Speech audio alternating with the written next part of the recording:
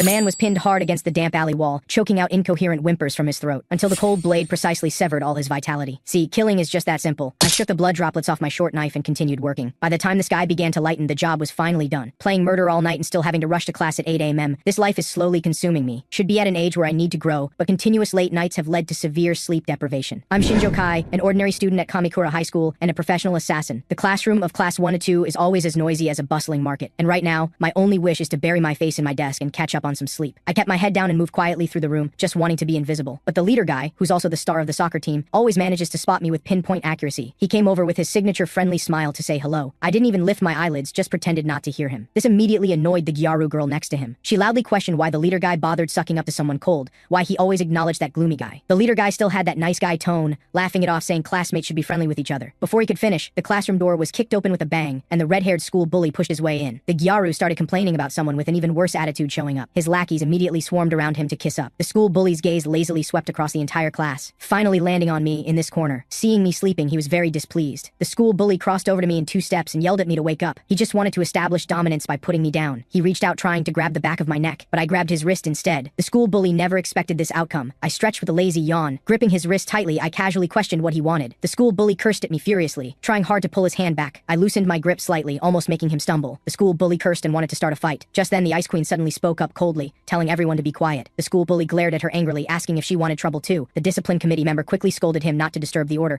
but the school bully completely ignored her. The blonde guy slacker kept making wisecracks on the side, saying the discipline committee showing up would only get punched away. The school bully never hits women. He turned and went back to his seat. The class bell rang. Everyone returned to their seats. I continued lying on my desk sleeping. However, no one expected disaster to strike the next moment. I first felt the floor getting hot under my feet, then looked up to see a strange white light glowing around the leader guy's feet, like someone had sprinkled fluorescent powder. The classroom instantly erupted into chaos. Some anxiously asked what was happening. Some screamed trying to escape. The leader guy's face went pale. He frantically shouted for everyone to escape, but he himself stood frozen in place. I calmly shook my head and muttered, "It's too late." Sure enough, the next second a flash of white light passed, and the entire class collapsed in unison. I don't know how long passed, but I was the first to wake up, with only the sound of wind whistling in my ears. I got up and looked around to find I was no longer in the familiar classroom, but in a strange room built of stone, with only thick stone pillars for cover, and only one exit. It was obvious that flash of light had transported us here. Then groans arose around me one after another. Everyone gradually woke up, and questions and panic spread instantly. Even the Gyaru, who'd seen her share of scenes, panicked, urgently demanding what the hell was going on. The leader guy rubbed his head and spoke up to calm everyone, telling them to first settle down and check if anyone was injured. I have to admit this guy's leadership ability is truly outstanding. Just a few words made people on the verge of breakdown slightly calm down. The most anxious was still the school bully, who jumped up yelling about figuring out the situation. Like a headless fly, he rushed toward the door with his 2 underlings. The leader guy grabbed him, saying there were footsteps behind the door. Actually, I'd already heard them. One light, one heavy, clearly 2 people. Everyone instantly tensed up and stared vigilantly at the exit, the footsteps getting closer, accompanied by slight sounds. A man and woman walked in, the woman wearing a gentle smile with an elegant temperament, the man with a powerful presence and sharp eyes. The woman spoke first, saying words we couldn't understand. Everyone stared at these 2 people dressed in medieval clothing, full of questions. I quietly hid behind a stone pillar to observe, my assassin's instinct allowing me to quickly judge that the man had the physique of a swordsman and was definitely not cosplaying. And though the woman seemed gentle, she was more dangerous than the man. The woman introduced herself as the Saintess Archbishop of the Holy Nation of Digoresto, and the old man beside her was her guard knight. The school bully was the first to jump out questioning if they were here to joke around. The Saintess smiled in response, saying she wasn't messing with us. The leader guy played the nice guy again, coming out to smooth things over,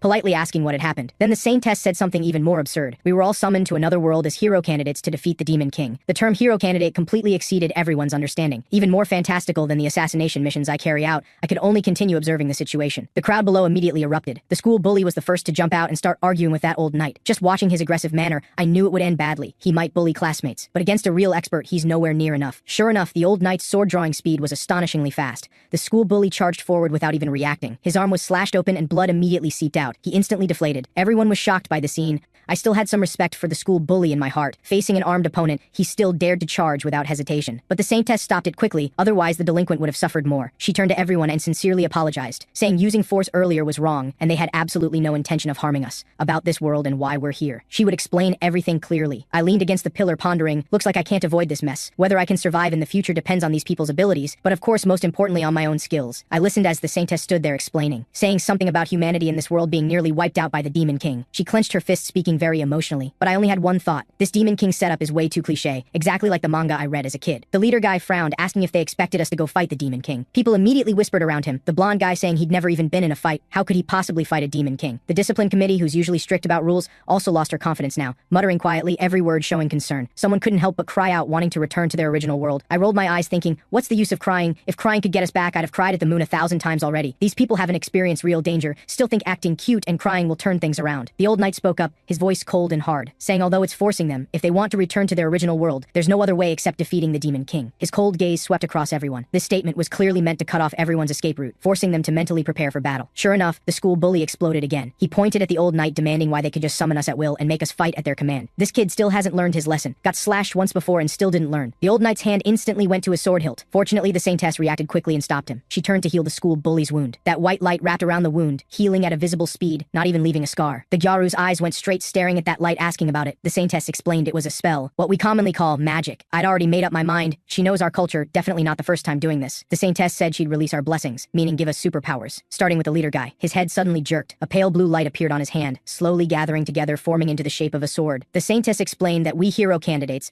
through her magic power, could awaken the power of blessings. She clasped her hands tightly, knuckles white, eyes filled with guilt, saying she'd selfishly summoned us but couldn't send us back. But please help her out. The leader guy said no matter how much power we have, we can't immediately go to the battlefield. The saintess immediately responded, saying indeed some training was needed, also promising generous treatment during training.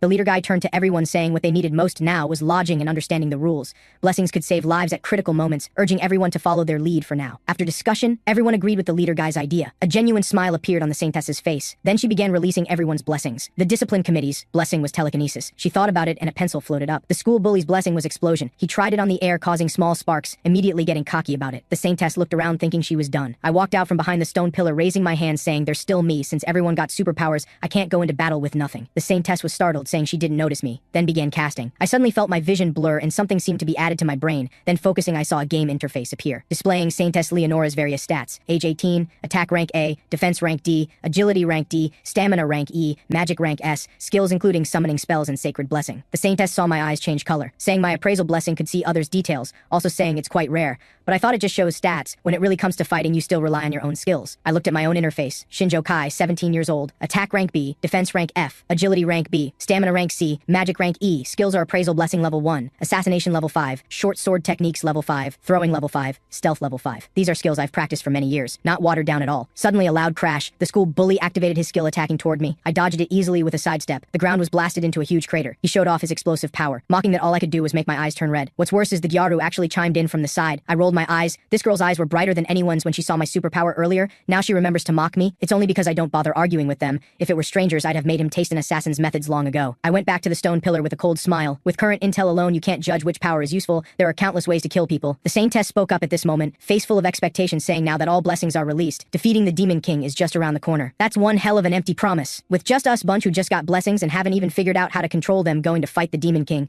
we might as well be delivering appetizers to the Demon King. She then led us to our lodgings, telling us to rest well. Who can really sleep soundly in an unfamiliar place? I need to sneak out at night when no one's around to scope things out. Hadn't gone far when I heard two guards chatting at the corner. One complained about patrolling at night being a waste of time. The other said the hero candidates were just a bunch of kids who'd never been on a battlefield. Why guard them so strictly? I hid behind a pillar listening, then heard them speculating about the saintess's thoughts. No useful information though. I kept circling around, encountering guards 3 times. Each time I'd hide using stealth first, then use appraisal to scan their stats. The most memorable was a guard named Dan, 31 years old, attack rank E, defense rank D, agility actually rank F, skills just swordsmanship level 1, practically like he'd never trained. Looks like not everyone in this place knows magic. Going further out, I finally understood. This place is actually a fortress city. Stone walls everywhere, tall and thick, only a few narrow paths to pass through. I wanted to sneak into the inner city, but as soon as I got close, I heard footsteps inside, plus the building's like a maze. Afraid I'd get lost and couldn't get out, so I gave up for now. I was about to head back when I suddenly heard a girl's voice not far away. Looking over, who else could it be but the Gyaru? She stood in the clearing with hands on hips, telling 2 other girls might as well practice their blessings since they can't sleep anyway. The Gyaru held flickering flames in her hand. The 2 other girls both agreed with her suggestion. All 3 activated their superpowers, practicing intently. I didn't want to bother with them and planned to quietly leave, but then smelled a weird odor of moldy, rotten grass mixed with a fishy stench. Before I could react, one of the girls quietly asked if there was a strange sound. The Gyaru stubbornly said no. Next second, there was a crack sound. Something burst out of the ground. I quickly hid to the side and peeked. A monster half the height of a person, whole body green and oily with shiny scales, was staring at those 3 girls. The 3 girls' faces went pale white, frozen in place. I immediately activated appraisal. The interface interface showed it's a bale lizard, age 4, attack rank B, defense rank C, status enslaved. Shows species not name and it's enslaved. Someone must be controlling it from behind. Before I could think further, that lizard suddenly cried out, then charged at the Gyaru and her group. The 3 girls immediately panicked, running around like headless flies. The Gyaru ran at the front, still yelling to run quickly. The 2 girls following behind were almost crying in fear. I stared at that lizard and found its intelligence really isn't high.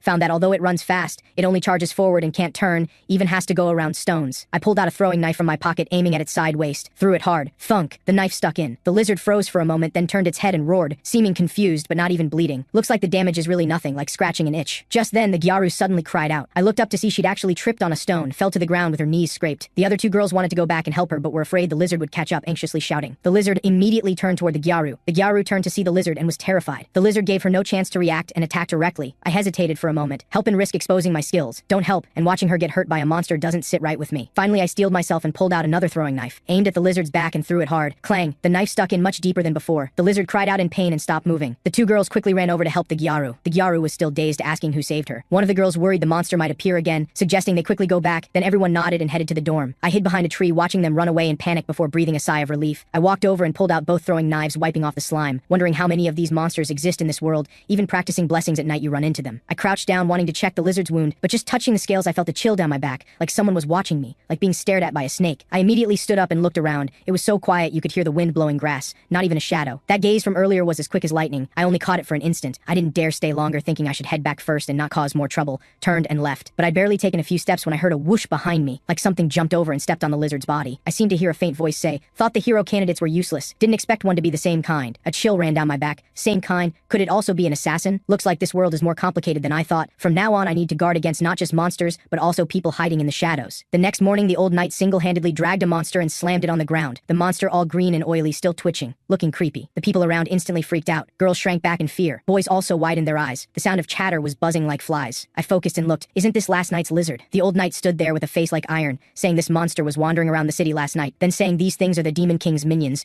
brutal and love-eating human flesh. This is what we'll be dealing with from now on. Then a guy with glasses squeezed out from the crowd, looking refined, a monster researcher, a chatty glasses guy. The old knight asked if he found anything. The chatty glasses guy went over and poked at the monster's scales a couple times, saying there were traces of magic on it, cast by mid-level or higher demons, probably sent to probe our strength. I wondered what's the difference between magic and the Saintess's spells. The leader guy reacted quickly, immediately asking if demons were controlling this monster. The chatty glasses guy's eyes lit up, saying the leader guy was very sharp, then started going on and on about monsters, saying monsters are originally animals and plants mutated by magic influence, fierce and strong. Magic is spread by the evil god, can control the demon king and monsters, so demons play with these like toys. I watched his spit almost spraying onto the monster, understanding this guy talks endlessly. Sure enough, the old knight couldn't take it first, frowning, telling him to step back. Several guards came up and dragged the chatty glasses guy away. People around couldn't help laughing. I secretly pondered, this chatty glasses guy is a researcher. If I could get some intel from him, like demon weaknesses and magic secrets, might come in handy later. I glanced at the monster's appraisal interface again. Status bar said enslaved. My heart sank. So the gaze I detected last night was the demon controlling this thing. That guy is way too experienced. I only caught a moment of his presence. Might still be around watching us right now. Suddenly a sinister laugh echoed in my head, saying if I'm this scared I won't live long. I straightened my back immediately. Who says I'm scared? And the voice in my head disappeared instantly, leaving only the messy noise in front of me. The school bully said anyway to go home we have to beat the demon king. He doesn't want to stay in this crappy place. Even the ice queen rarely nodded, saying he made sense this time. The leader guy also frowned, saying we can only fight. I looked at the people around. Finally someone's facing reality. Lose the fight and you die. There aren't that many escape routes. The saintess slowly walked over at this moment, her body even glowing with faint holy light like special effects were turned on. She said, we don't need to be afraid, just haven't figured out how to use our blessings yet. Practice more and it'll be fine. Also said, we're hero candidates chosen from another world, progress much faster than people from this world. In the blink of an eye a week passed, everyone else training at the training grounds every day. Just me left on the sidelines. They all thought my blessing couldn't be used in combat, might as well go read books. I was happy not to tire myself out going to the library to read every day, but flipping through them they're all history and civilization content, not even a mention of demons. What's weirder is I can actually read all the characters here like someone translated them. This day I was leaning by the library window daydreaming, heard loud noise from the training ground outside. I got up and decided to go check it out. Just as the saintess said, the class's progress speed is extraordinary. Those with considerable talent include the blonde guy, school bully, ice queen, discipline committee, and Gyaru among 5 people. I glanced toward the center of the plaza, because there's one person whose progress speed clearly exceeds these people. The leader guy was sparring with a guard, wielding his sword quite skillfully. In the end the guard conceded, saying the leader guy was stronger than him. The leader guy was quite modest, politely thanking them, saying it was thanks to their guidance. I quickly activated appraisal to check his stats. Attack rank A, defense rank B, agility rank A, stamina rank B, magic rank A. His skills also include Holy Breaker sword level 1 and swordsmanship level 4. I was shocked. A week ago his stats were just D to F. This progress speed is way too ridiculous. Must be that divine blessing giving him cheats. Before I could recover I saw the school bully walking over with some guys. The yes man had a mocking face saying I'm a guy who can't can't go to the battlefield, the follower chimed in, telling the gloomy guy to obediently go read books. I sneered inside, got a bit of blessing power and don't know their own name anymore. The yes man even pointed at me, saying since I won't respond they should get along well. I'm not some soft persimmon to be squeezed by anyone. I pulled out a small pebble and when he wasn't looking, threw it by his feet. Smack! His foot slipped. He fell flat on his back like a turtle. People around laughed like crazy. The yes man got up cursing, wanting to retaliate. The school bully stopped him in time, telling the yes man to tone it down. Turns out the saintess and old knight had arrived. The saintess still had that smiling expression. She said our progress was faster than her expectations and needed to advance the plan. The blonde guy immediately asked if we're going to fight the Demon King. The saintess said not the Demon King, but real combat training with monsters. Everyone's faces showed difficulty after hearing her words. I also felt a chill on the back of my neck and a drop of cold sweat on my forehead. But we had no right to refuse. Could only follow the saintess and old knight to a forest. The old knight pointed at the forest ahead, saying combat training would happen here. The saintess said to form groups of 2 or 3 people. I looked at that forest. Trees so dense they could block the sun. Forget group action. Even 2 people walking side by side would have to squeeze past trees. Definitely easy to get in each other's way. The Gyaru immediately rushed up to the leader guy with sparkling eyes. The leader guy immediately nodded in agreement. Another girl quickly came over wanting to join. 3 people gathered at once. The yes man circled around the school bully, calling him big brother, wanting to follow. The follower also wanted to help the boss fight monsters. The boss just glanced at them impatiently, saying whatever you want. That cocky looked like he really is the boss. The discipline committee and Blonde, the happy enemies, also formed a team. The old knight scanned around asking if everyone had teams. His gaze finally stopped on me and the Ice Queen. No one dared team up with the Ice Queen because she's usually like a block of ice, speaks bluntly. Everyone didn't want to find trouble. The Ice Queen herself was stunned for a moment, probably didn't expect no one would invite her. Her expression looked bad. After a while she turned to me, her tone stiff, asking since there's no choice can we team up. I nodded, saying okay. The Ice Queen looks confident and cold but is actually quite proud. Can't stand others dragging her down. Teaming with her probably means following her orders. Seeing me agree, she glared at me again, asking why I kept staring at her. I quickly said nothing. Please take care of me. She snorted coldly and turned away, putting on airs like a little princess. The saintess came out to smooth things over at this moment, saying the team that defeats the most monsters gets a reward, telling us to work hard. Then shouted training starts and let us enter the forest. The Ice Queen walked ahead with her back straight like a leading general. Hadn't taken 2 steps when she spoke up, saying her blessing is better than anyone's. I don't need to do anything, just don't get in her way. I quickly responded, saying got it. She wasn't pleased and muttered, seems you don't even have self-respect. I complained inside, self-respect can't be eaten. Arguing with you about this. When we really encounter monsters you'll complain about me being in the way. Might as well first see how capable you really are. Hadn't walked far when I heard movement around us. Not the sound of wind blowing leaves, but that rustling sound like something crawling in the grass. My heart tightened, just about to warn the Ice Queen, when I heard a strange cry. A small monster about the size of a rabbit jumped out from behind a tree, with greenish skin and 2 big ears. The Ice Queen was startled too, shouting, it's a monster. The monster charged at her. The Ice Queen reacted quickly, immediately using her blessing, shouting, fall down obediently. The monster was like someone hit pause, Thump fell to the ground motionless.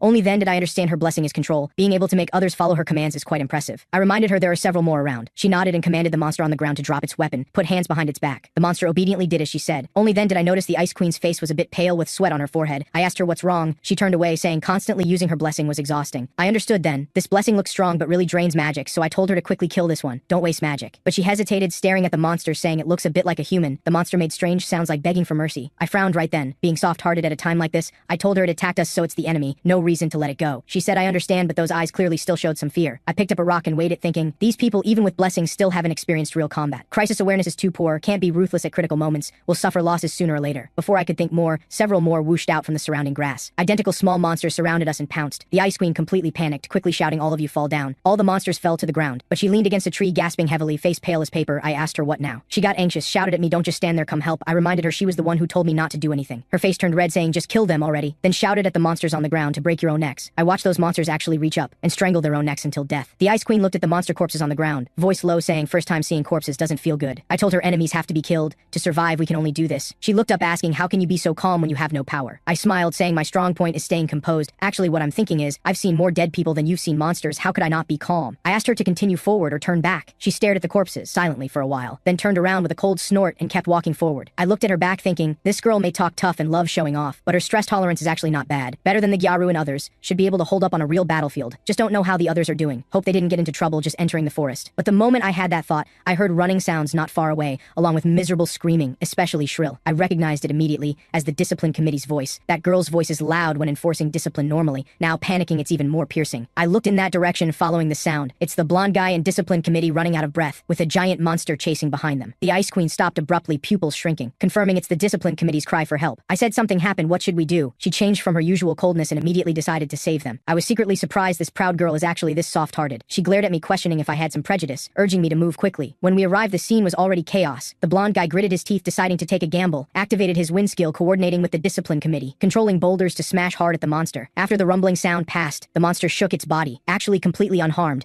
The blonde guy's legs went weak, crying out in shock. The discipline committee panicked and was knocked to the ground. The giant monster with a hard shell approached, but the blonde guy stood stubbornly in front of the discipline committee, completely different from his usual carefree attitude. The discipline committee weakly urged him to escape alone, but he stubbornly refused to leave his companion. This sense of responsibility made me silently nod in approval. The Ice Queen, seeing this, couldn't care about being proud, immediately activated her control blessing, ordering the monster to stop moving. The monster, about to pounce on the blonde guy, suddenly froze. He breathed a sigh of relief, saying, "We're saved." But the Ice Queen frowned, admitting she couldn't suppress this monster. Watching her hand slightly trembling with sweat beading on her forehead, I knew the blessing's consumption against this big guy far exceeded before. Its effectiveness also greatly reduced. I urgently asked about the discipline committee's condition. The blonde guy responded, "She's still breathing." I told him to carry the discipline committee and escape to call for backup. The blonde guy carried the discipline committee and quickly disappeared at the exit. I turned to look at the monster, activated my appraisal skill. Armored giant bear, mutant species, 10 years old, attack rank B, defense rank A, excited and enslaved, under control, no skills. My heart sank. This shell is harder than stone. Throwing knives can't penetrate at all. The Ice Queen gasped, saying she can't hold on. Right after the monster roared, breaking free of control, I urgently shouted to run. The Ice Queen turned but fell sitting on the ground, her legs trembling, unable to move. The monster, seeing this, charged over quickly. I cursed under my breath, pulled out my precious smoke bomb and pulled the pin. White smoke instantly filled the area. I took the chance to princess carry the Ice Queen and hide behind a big tree. Her heart was pounding in her chest. I peeked to observe the monster wandering blind in the smoke, didn't discover our hiding spot. The Ice Queen quietly asked where the smoke came from. I lied, saying it's a regular smoke bomb I made during training. Can't reveal my assassin equipment secrets yet. She suddenly apologized softly, saying she should have protected me but instead got saved. I laughed, saying thank you is acceptable though. Her ears turned red as she quietly thanked. So cute, completely different from her usual coldness. I teased, saying if she was this gentle normally she'd definitely be more popular. She instantly bristled. I signaled for silence to avoid exposure. She glared at me defiantly but still obediently shut up. Then she quietly urged me to escape quickly, but I shook my head, saying no need. I'd already heard footsteps earlier. The fear in the monster's eyes also indicated backup was arriving. The smoke gradually cleared. The leader guy and Gyaru and others indeed arrived. The leader guy activated his holy breaker sword, eyes determined, declaring he'd take on the monster. The blinding sword light slashed hard at the bear. A clanging sound shocked the leader guy's hands numb, but he didn't back down, slashing down hard again. The giant monster screamed but wasn't badly hurt. The leader guy thought to himself, this shell is like iron armor. Ordinary swords can't break through it all. The Gyaru clenched her fists,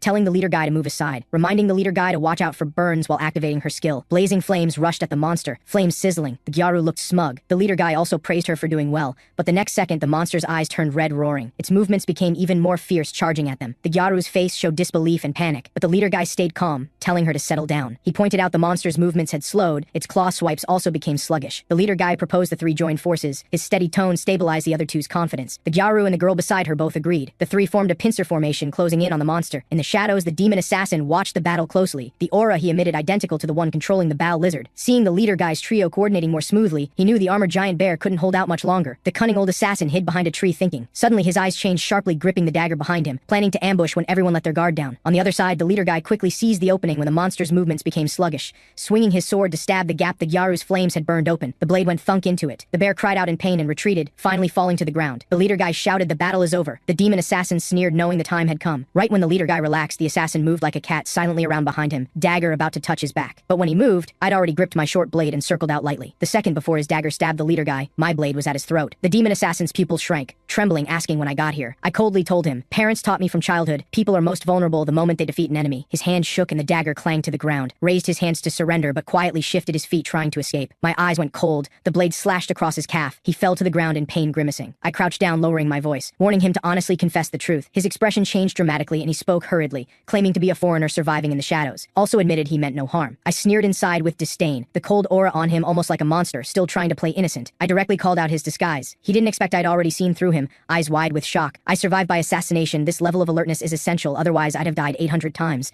I demanded he hand over demon intel, but he sneered and refused to tell. I stopped wasting words and swung my fist, one foot stomping hard on his back, force enough to make him speechless with pain. He curled up on the ground, gritting his teeth, cursing me brat. I was about to punish him more, saw him suddenly bite something in his mouth. Next second he bled from all 7 orifices and died. My heart jumped, to be so thorough about it. I sighed. The Demon King's army is tougher than imagined. Assassins would rather die than talk. Dealing with them requires more caution in the future. My interface suddenly dinged with a notification. Hadn't figured out what's happening yet. The Ice Queen appeared behind me, face pale, asking if this person is already dead. My eyes still carried that ruthless look, thinking, oh no, my assassin identity might not stay hidden anymore. The Ice Queen was scared back by my expression, looking cuter than usual. I asked her when she got here. She was extremely nervous but afraid I'd misunderstand, quickly explaining the demon assassin was already on the ground when she arrived. I stated bluntly he's a demon king's army assassin. The armored giant bear was his subordinate. The bow lizard was also sent by him to kill people. The Ice Queen's face became increasingly pale. In her understanding, the demon king's army was just the enemy the Saintess mentioned. She never imagined they'd actually send assassins to take everyone's lives. I told her it's normal for the demon king's army to kill hero candidates. She was silent for a moment, admitting she was too naive. I was relieved she quickly recognized reality. Then she was curious why I saw through it when others didn't notice at all. I thought for a long time and finally decided to tell her the truth, confess my identity to her, explaining my family has been in the assassination business for generations,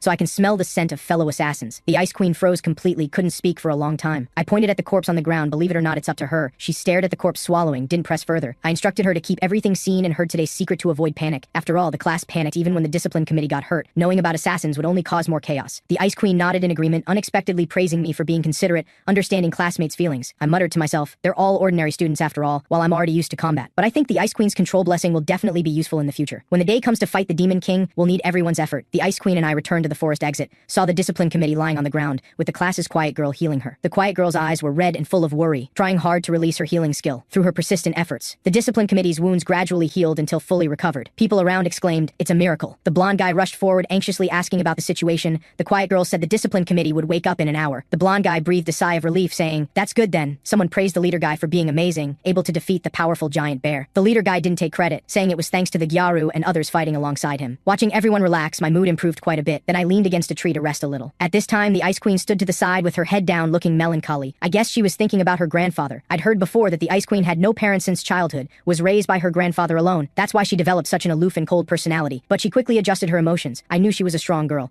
The Ice Queen noticed me watching her. Her ears immediately turned red. Before I could tease her, she ran away. The Saintess and Old Knight finally appeared. The Saintess said in a relaxed tone, "Looks like everyone's back." The leader guy turned to greet them both. The blonde guy suppressed his anger, questioning where they went. The Old Knight replied with a cold expression, saying they'd been supervising everyone all along. The blonde guy's anger intensified, questioning why they didn't save anyone. The Old Knight argued righteously that solving one's own problems counts as training. The leader guy couldn't help speaking up, mentioning the situation was critical and the discipline committee nearly lost her life. The Old Knight was indifferent, saying no need to complain about small matters. Real combat concerns life and death. Everyone will face such battles in the future. At these words, everyone retreated in fear. The leader guy pressed on, asking why there was a giant bear when they said only low-level monsters before. The Saintess smiled, saying the giant bear was a demon assassin. The purpose was to test the hero candidate's strength, casually reminding everyone other assassins are lurking, ordering the Old Knight to strengthen security together. Everyone panicked. The Saintess then ordered increased training intensity to avoid total annihilation. Someone complained they're already exhausted. Someone worried about being killed. The leader guy said this is too demanding. The Saintess suddenly raised her voice, scolding everyone for being cowardly, saying if we don't do this you'll die soon. The leader guy was stunned by the yelling, speechless for a long time. The school bully already had a belly full of anger, walked straight toward the Old Knight, accusing them of summoning everyone without permission, then forcing everyone to fight and go to their deaths. The Old Knight got angry and finally spoke his true thoughts, stating everyone is the Saintess's pawn and cannot disobey any of her orders. These words were like cold water poured over heads. Everyone was shocked. The school bully turned red with rage, roaring he's asking for death, raising his hand to activate explosion. The leader guy stopped him in time, telling the delinquent that resisting equals treason, we have no chance of winning. The Old Knight praised the leader guy for being sensible, saying as long as everyone obeys they won't suffer. The school bully couldn't swallow his anger, stating rebellion suits him just fine, activated explosion shouting to kill the Old Knight. His power looks destructive, but against absolute strength, it's not worth mentioning. The Old Knight rushed forward like wind, punching toward the delinquent's face. The delinquent had no time to dodge, could only take the punch. The Old Knight swung his fist again, viciously punching the delinquent in the face, completely knocking him to the ground. The delinquent screamed once, couldn't stop coughing. Seeing this, everyone fell silent in fear. The Old Knight glanced at everyone with contempt, mocking us as a bunch of rookies. Then he and the Saintess turned to leave, telling us to mentally prepare for harsher training. The yes man and follower quickly went forward to help the delinquent up. The delinquent gritted his teeth in rage, swearing to kill the Old Knight. The second day after combat, the Saintess gathered everyone again, announcing the start of harsh training mode. The chatty glasses guy beside her smiled and stepped forward, saying he was ordered by the Saintess to take charge of training us, starting today. Then his gaze swept across everyone, asking about yesterday's injuries. The discipline committee immediately stepped forward, saying the quiet girl had already healed her with healing blessing, also pointing at the school bully, saying that idiot is fine too. The school bully was immediately displeased and snorted coldly, face turning to the side full of pride. The chatty glasses guy's eyes lit up upon hearing about healing blessing, looking at the quiet girl like discovering a treasure with sparkling eyes. Next he explained today's training content. This place is his research facility. We'll battle monsters here. The leader guy frowned, looking at the gloomy building, wondering if monsters are hidden inside. The chatty glasses guy pushed his glasses, didn't directly respond but let everyone confirm with their own eyes, then raised his hand signaling to open the door. The heavy wooden door creaked open. Inside the door several goblins huddled in corners. Bow lizards bit at cages. Ogres taller than people huffed and puffed, looking fierce and scary. Female students screamed and retreated in fear. The chatty glasses guy's expression was calm, explaining these monsters are experimental livestock. The Saintess spoke up from the side with a smile, saying the research facility is suitable as a training ground. The chatty glasses guy immediately laughed in agreement, stating he could collect combat data, thanking everyone for cooperation, actually treating everyone as experimental tools. The leader guy and Gyaru exchanged glances, expressions grave without a word. Combat training began immediately, and Ogre was first moved outside the door, standing in the middle of the arena. The Gyaru took the initiative to step forward to fight, clenching her fists more composed than yesterday. Looks like yesterday's experience wasn't wasted, but I see she's still afraid. She won't win like this. Sure enough, the next second she fell. The Ogre took advantage of her instability to swipe its claws and pounce. Fortunately, she quickly stood up and dodged. Seeing the injury on the Gyaru, watching the Ogre immediately attack her again. The leader guy quickly turned to shout at the chatty glasses guy that the monster is too strong, hoping he'd stop this training. But the chatty glasses guy shook his head in denial, saying the Saintess instructed harsh training. Also, everyone hasn't figured out one thing. Hero candidates with blessings absolutely cannot lose to this type of monster. Looking at the Gyaru on the field, she was gritting her teeth, muttering quietly how annoying. The next second she released even fiercer flames. The fierce fire instantly surrounded the Ogre, burning it so it didn't dare take another step forward. The leader guy looked at the Gyaru on the field with an expression of disbelief. He asked if different mindsets could have such a big difference. The chatty glasses guy emphasized determination is most important, saying everyone already has powerful strength,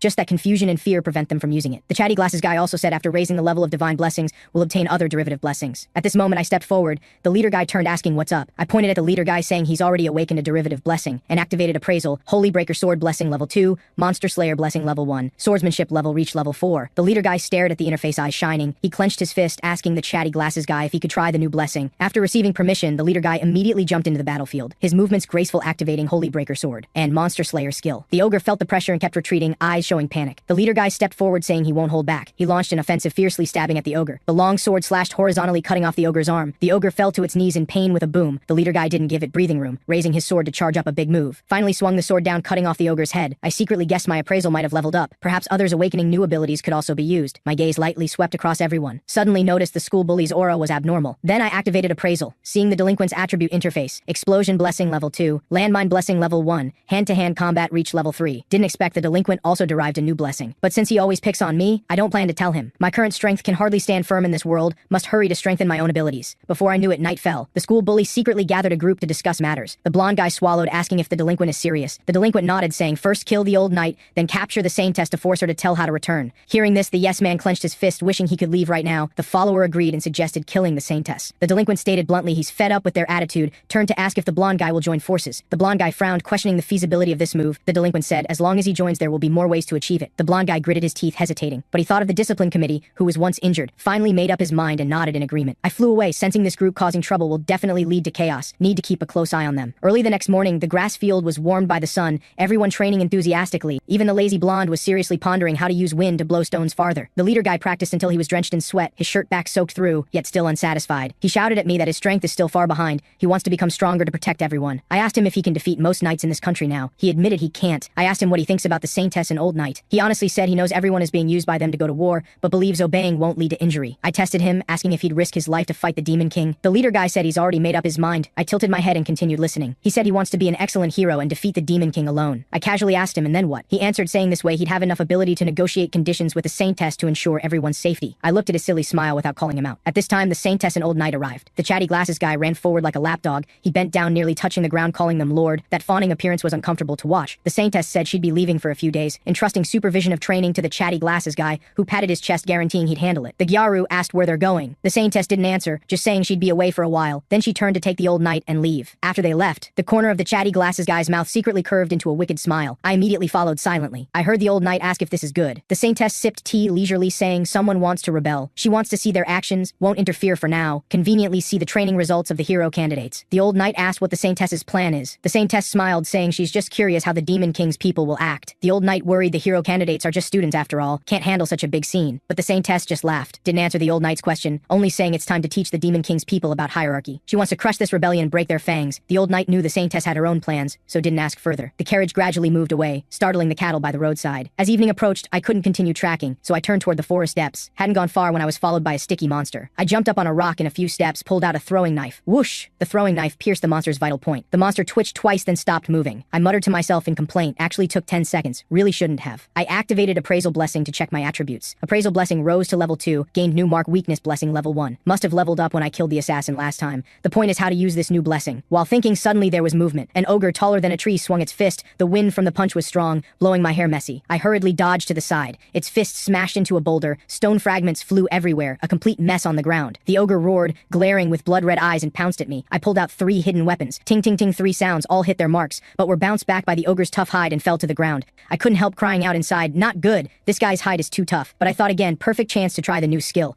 So I concentrated and activated Mark Weakness. A dark red dot appeared on the ogre's tough hide. I kicked off the ground with both feet, leaping up, took out the throwing knife from my chest, aimed at the red dot and threw it hard. The blade penetrated without obstruction. The ogre let out an ear-piercing scream, crashed to the ground with a boom, twitched twice and died. After landing steadily, I examined the corpse. Mark Weakness is indeed useful, can precisely find the enemy's weak point. However, this bit of ability is far from enough. In a place full of monsters with demon assassins lurking, these skills are hard to survive on. So I must become stronger, strong enough that no one dares treat me as a pawn. At this moment, wind blew from deep in the forest, carrying the fragrance of grass and trees and a dangerous aura. A group of goblins suddenly jumped out from the grass. I immediately activated Mark Weakness. Saw red dots light up on the goblins' heads and chests. I gripped my throwing knife and lightened my steps. Like wind, I darted into the enemy group, precisely stabbing the red dots. The goblins fell in unison, taking less than 3 seconds total. I put away my knife, muttering, "This is overkill, way overqualified." After that, I planned to go deeper into the forest to find tougher monsters to test the new blessing. Suddenly, there were light footsteps from behind. I quickly turned and hid behind a tree, holding my breath. Saw a slender figure slowly approaching, walking while softly calling my name. Getting closer, I saw clearly it's the Ice Queen. I walked out from behind the tree, asking her purpose. Her cheeks slightly red, said seeing I wasn't in the dorm, she guessed I was training in the forest and specially came to check. Sure enough, found me here. I sighed, saying she's really bold. The forest at night is much more dangerous than daytime. Told her to hurry back. She suddenly bristled, face flushed red, saying she should be the one saying that. So I told her I'm used to nighttime activities, and she's not suited for nighttime combat. At night, monsters are more ferocious. With her poor vision, she'll be in trouble if not careful. But she wasn't appreciative, even complained I'm naggy, and pressed me about my purpose coming here. I directly told her I'm testing my newly awakened blessing, while also improving combat ability. Thinking of what the chatty glasses guy once said, the Ice Queen's eyes lit up, pressing about what my new blessing is. I turned to look at her. This is my trump card, can't be revealed. I stated I have no obligation to tell her. She immediately got angry, stomping her foot, saying she worried about me and specially ran here, yet I treat her like this. I raised an eyebrow, deliberately teasing her. Are you worried about me? Her face instantly turned red like an apple, hurriedly waving her hands, denying worrying about me. I still need to continue testing, so didn't joke with her anymore, telling her to quickly leave here.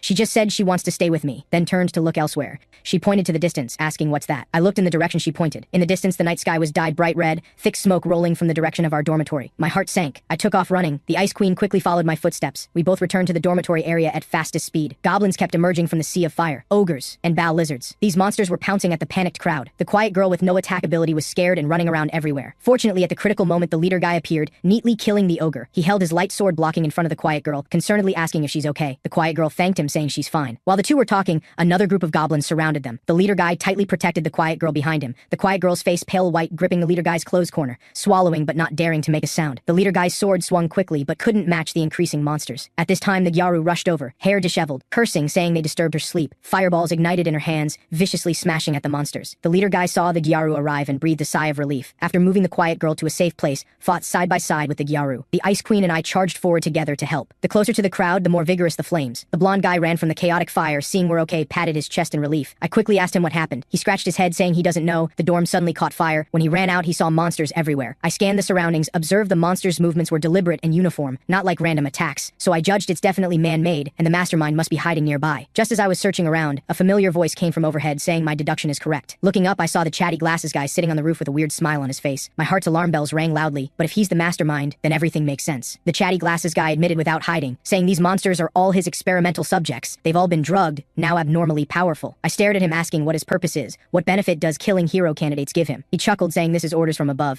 Even sacrificing everything he has, he must eliminate us. The Ice Queen questioned if it's the Saintess's orders. The chatty glasses guy stood up, shaking his head, saying it has nothing to do with the Saintess. The one who gave orders is the Demon King. The blonde guy was directly stunned, eyes wide as saucers. Never imagined the chatty glasses guy is a Demon King's army spy. The chatty glasses guy said proudly after completing the mission, the demon realm will give him better treatment. I looked at his face, feeling disgusted inside. For researching monsters, he willingly submitted to the Demon King, completely without bottom line. He pushed his glasses with a cold laugh, saying as a human he can't thoroughly understand the mysteries of monsters. The madness in his eyes made my scalp tingle. I gripped my throwing knife, calculating inside. He's harder to deal with than the previous assassin, knows our situation and strengthened the monsters. A tough battle is inevitable, but I only have one thought, must solve him today or it'll be more troublesome later. Just heard the chatty glasses guy standing on the roof like a clown issuing attack orders. The monsters, strengthened by drugs, instantly went crazy and pounced, their claws and fangs flashing terrifying cold light in the firelight. The Ice Queen reacted quickly, taking a step forward. She immediately activated Control Blessing, trying to make the monsters stop moving, then tried to control these monsters to turn and attack the chatty glasses guy. Unexpectedly, the chatty glasses guy let out a mocking laugh, then chanted a spell in a low voice. Those monsters that were about to stop suddenly resumed action, eyes glaring bright red red, charging at us in an even fiercer posture. The Ice Queen immediately panicked, face turning pale white. The chatty glasses guy proudly proclaimed as a monster researcher he's long prepared, confidently stating he naturally has ways to deal with monster betrayal. Then he ordered the monsters to attack the Ice Queen.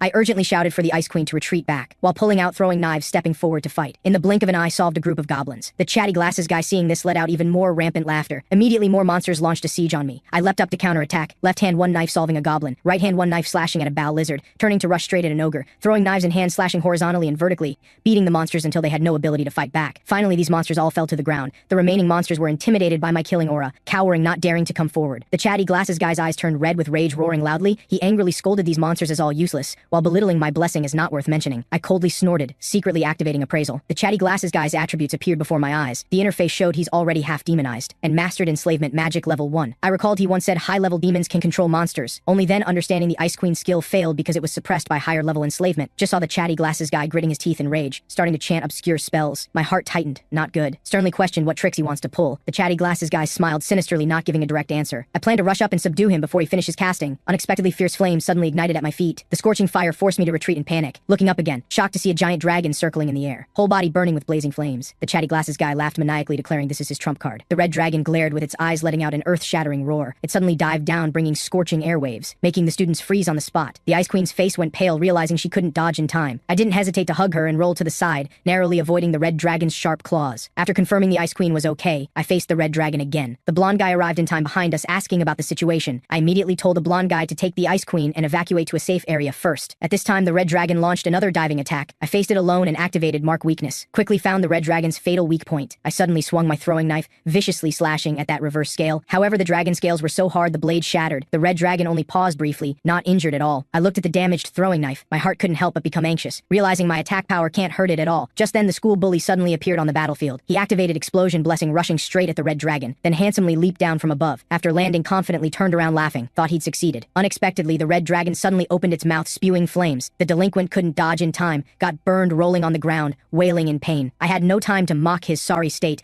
only thinking his explosion ability might come in handy. After the delinquent gritted his teeth and climbed up, I called out to him and proposed teaming up. The delinquent, upon hearing, looked down his nose disdainfully, his face written all over with disgust as if I'm not worthy. I pointed out the key issue bluntly, but he stubbornly refused cooperation, confidently believing he alone could handle it. Then I'll just wait and see. At this time, the red dragon suddenly swung its body, huge wings stirring up fierce winds. We both leaped up to avoid the attack. Before we could stand steady, the red dragon spewed fire again. The delinquent had no time to dodge at all. Raging flames rushed at his face. He could only raise his hands to protect his face. Result, his hair got burned more than half, his usual arrogant demeanor completely gone. I coldly scolded him, if he's so capable, then don't be afraid of getting burned. The delinquent clenched his fists in anger. Finally, he recognized the reality, asking me about the red dragon's weak point location. I pointed out the reverse scale at the dragon's throat is the vital spot. Then I proposed I'll attract the dragon's attention while he goes to explode that reverse scale. The delinquent pouted, reluctantly agreeing to cooperate. The chatty glasses guy, seeing this, urgently roared, urging the red dragon to quickly finish us off. The red dragon, receiving orders, roared and pounced, sharp claws bringing wind as if to tear us apart. The delinquent and I held on desperately, trying hard to deal with the red dragon. Finally, I found the right timing. I gripped my throwing knife, deliberately getting close to the dragon, using the blade tip to stab at dragon scales to enrage it, while constantly moving to attract its attention. Successfully drew the red dragon's full attention. The red dragon raised its head, preparing to breathe fire. I dodged to the side in time, rolling sideways to a safe position, then shouted loudly for the delinquent to act. The delinquent seized the moment and leapt up, both hands condensing dazzling red light, accurately aimed at the reverse scale and activated Explosion. With a thunderous boom, red light exploded. The red dragon let out an ear-splitting scream. Its massive body crashed heavily to the ground. The red dragon completely lost its breath. The chatty glasses guy's eyes widened in shock, face full of disbelief. The delinquent put hands on hips, laughing, saying easy work. Looking at his battered but strong appearance, I silently complained he's saving face. He immediately glared back, that proud look just like a child. I turned to tell the chatty glasses guy his trump card is lost, advise him to give up and surrender early, looking at the monster corpses all over the ground. The chatty glasses guy completely fell into panic. At this moment, a sword light flashed before his eyes. The leader guy, holding his light sword, walked out from the firelight. He announced all monsters have been cleared. The chatty glasses guy tried to escape in rage. The blonde guy had somehow already climbed onto the roof. The chatty glasses guy got scared and his feet slipped. His whole person fell straight down from the high wall. He hurriedly activated water skill, wrapping himself. Finally landed safely on the ground. I immediately rushed forward, aiming my throwing knife at him. Calculating inside, finally can obtain some intel about the Demon King. The chatty glasses guy even pleaded repeatedly to spare his life, promising to confess everything. However, before he could speak, purple toxins had rapidly spread throughout his body.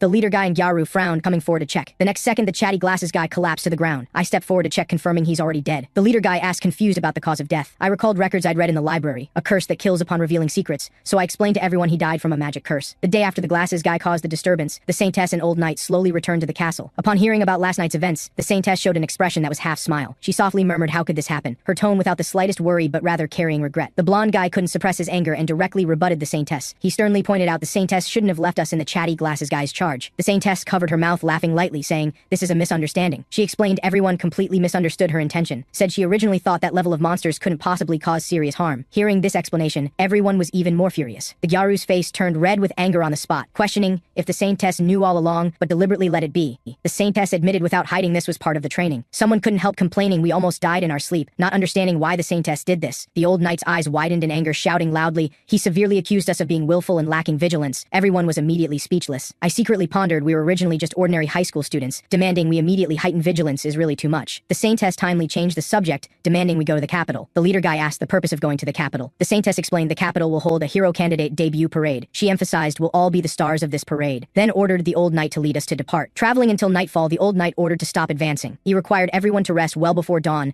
The guards responded to orders in unison. The team began to camp by the roadside. While warming by the fire, I noticed the school bully and his group acting suspiciously. Listening carefully, it was the delinquent chewing dry rations, counting heads. The yes man leaned forward, asking in a low voice. The delinquent scolded him for being stupid without good humor. The yes man immediately flattered, saying the soldiers are weak, claiming the delinquent could knock them out with one punch. The follower didn't understand. If soldiers are so weak, why bother counting total numbers? The delinquent scolded them for being slow, pointing out this is the perfect opportunity to execute the plan. The yes man slapped his thigh, finally reacting. He pointed out today's guard numbers are even fewer than us. The delinquent chewed dry rations, letting out a cold laugh, thinking the saintess and old knight obviously aren't taking them seriously, thinking they wouldn't dare launch a rebellion. The delinquent gave an evil smile, ordering immediate action tonight, commanding his lackeys to summon the blonde guy and others. I hid in the tree shadows behind the tent, hearing their plot clearly. Rash action will only backfire. This is definitely not the saintess and old knight's negligence, but because they have absolute controlling power. To prevent the delinquent from making things worse, I immediately found the leader guy, told him everything I saw and heard. As team leader with strong sense of responsibility, the leader guy said he must stop this disturbance. Deep into the night, the last campfire was extinguished. The school bully and blonde and others gathered in the nearby forest, everyone's face mixed with tension and excitement. The delinquent asked about the situation. The blonde guy lowered his voice, reporting most soldiers are already asleep. The delinquent waved his hand, issuing action orders. Just as several people were about to step out, the leader guy's voice came from behind. The delinquent and others trembled all over in fright. Turning around, they saw the leader guy with the Gyaru, Ice Queen, and other classmates standing not far away. The delinquent was obviously panicking. He never expected the action to be exposed before it even started. He demanded harshly how the leader guy knew about the plan. The leader guy's expression, serious, explained he happened to pass by and heard their plot. The Gyaru frowned, tightly scolding their idea as too absurd, although dissatisfied with the saintess and old knight shouldn't take such extreme measures. The delinquent's face turned green with rage, roaring in rebuttal on the spot, cursing the leader guy's group as unable to distinguish right from wrong, only acting as the saintess's lapdogs. The leader guy sighed, saying he understands their feelings but emphasized there will always be better solutions. The delinquent sneered, asking what good methods the leader guy could have. The leader guy solemnly stated he's willing to take on the responsibility of subjugating the demon king alone,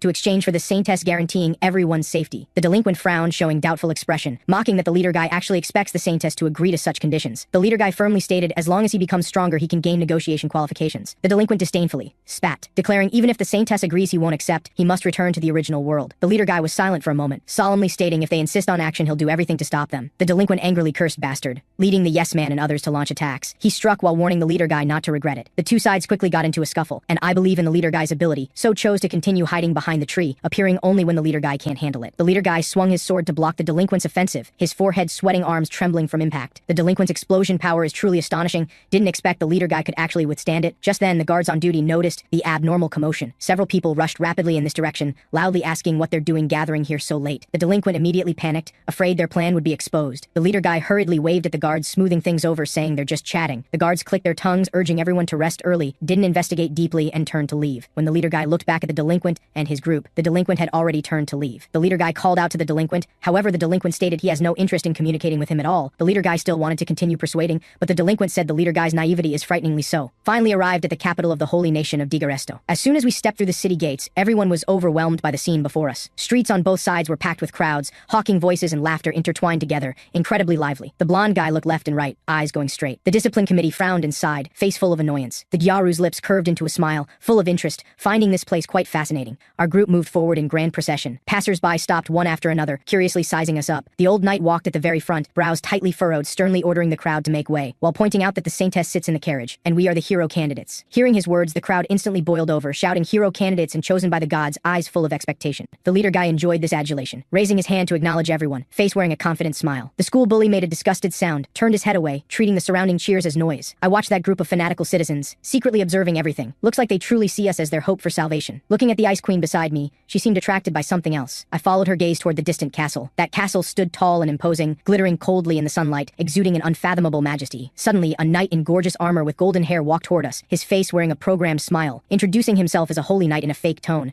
not only warmly welcoming everyone's arrival, but also inviting us to rest at our lodgings first. After arriving at the dormitory, the boys either cheered excitedly or collapsed straight onto beds. The girls made plans together to go soak in hot springs and relax. At dinner time, everyone sat around the table feasting, looking like people meeting rain after a long drought. After the meal, the leader guy came to the courtyard to practice swordsmanship. Clearly his technique had improved considerably. I never liked crowding into excitement anyway, so taking advantage of the guards' lax attention, I quietly slipped out, planning to investigate around the capital and gather intelligence. But the entire city was heavily guarded. Entrances and exits everywhere had people standing watch, and patrolling soldiers filled the streets and alleys. One misstep and you'd be questioned as a suspicious person. I was about to go look around elsewhere when I saw a few people chatting not far away. It was that holy knight from before with 2 guards, so I quickly hid behind a tree, holding my breath to eavesdrop on their conversation. One guard asked where the hero candidates had gone. The holy knight responded saying everyone is resting in their guest rooms. Another guard questioned whether the hero candidates were truly chosen by the creator god, but the holy knight stated with certainty that their power is absolutely beyond ordinary people. At this time, one guard changed the subject, worrying the demon king's followers might make a move recently. The other guard quickly agreed, saying the followers' small actions have been continuous, also suggesting strengthening the capital's defenses. I silently repeated demon king's followers in my mind. This is the first time I've heard this title. Just heard the holy knight say dismissively, no need to worry, with hero candidates stationed here, everyone will be safe. The 2 guards laughed in response, then left together. Since I have doubts in my heart, I must get to the bottom of it. So I decided to go ask around on the streets about what demon king followers are. The full moon hung high, sprinkling down pale silver light. I took advantage of the night, moving through the streets like a shadow. I walked into a tavern with lights on. Inside the tavern were all kinds of people, fist-guessing shouts one after another, wine cups clinking mixed with laughter and conversation. All kinds of information gather here, so it's a good place to collect intelligence. I pulled out gold coins, signaling the owner to bring beer and snacks. The white-haired balding owner took the money and quickly turned to prepare. I pricked up my ears, carefully searching for useful information. Just happened to hear someone mocking the hero candidates as weak and frail. The person beside him quickly grabbed him, afraid these words reaching the church's ears would cause trouble. After listening to their conversation, I generally understood that here the church's power is overwhelming.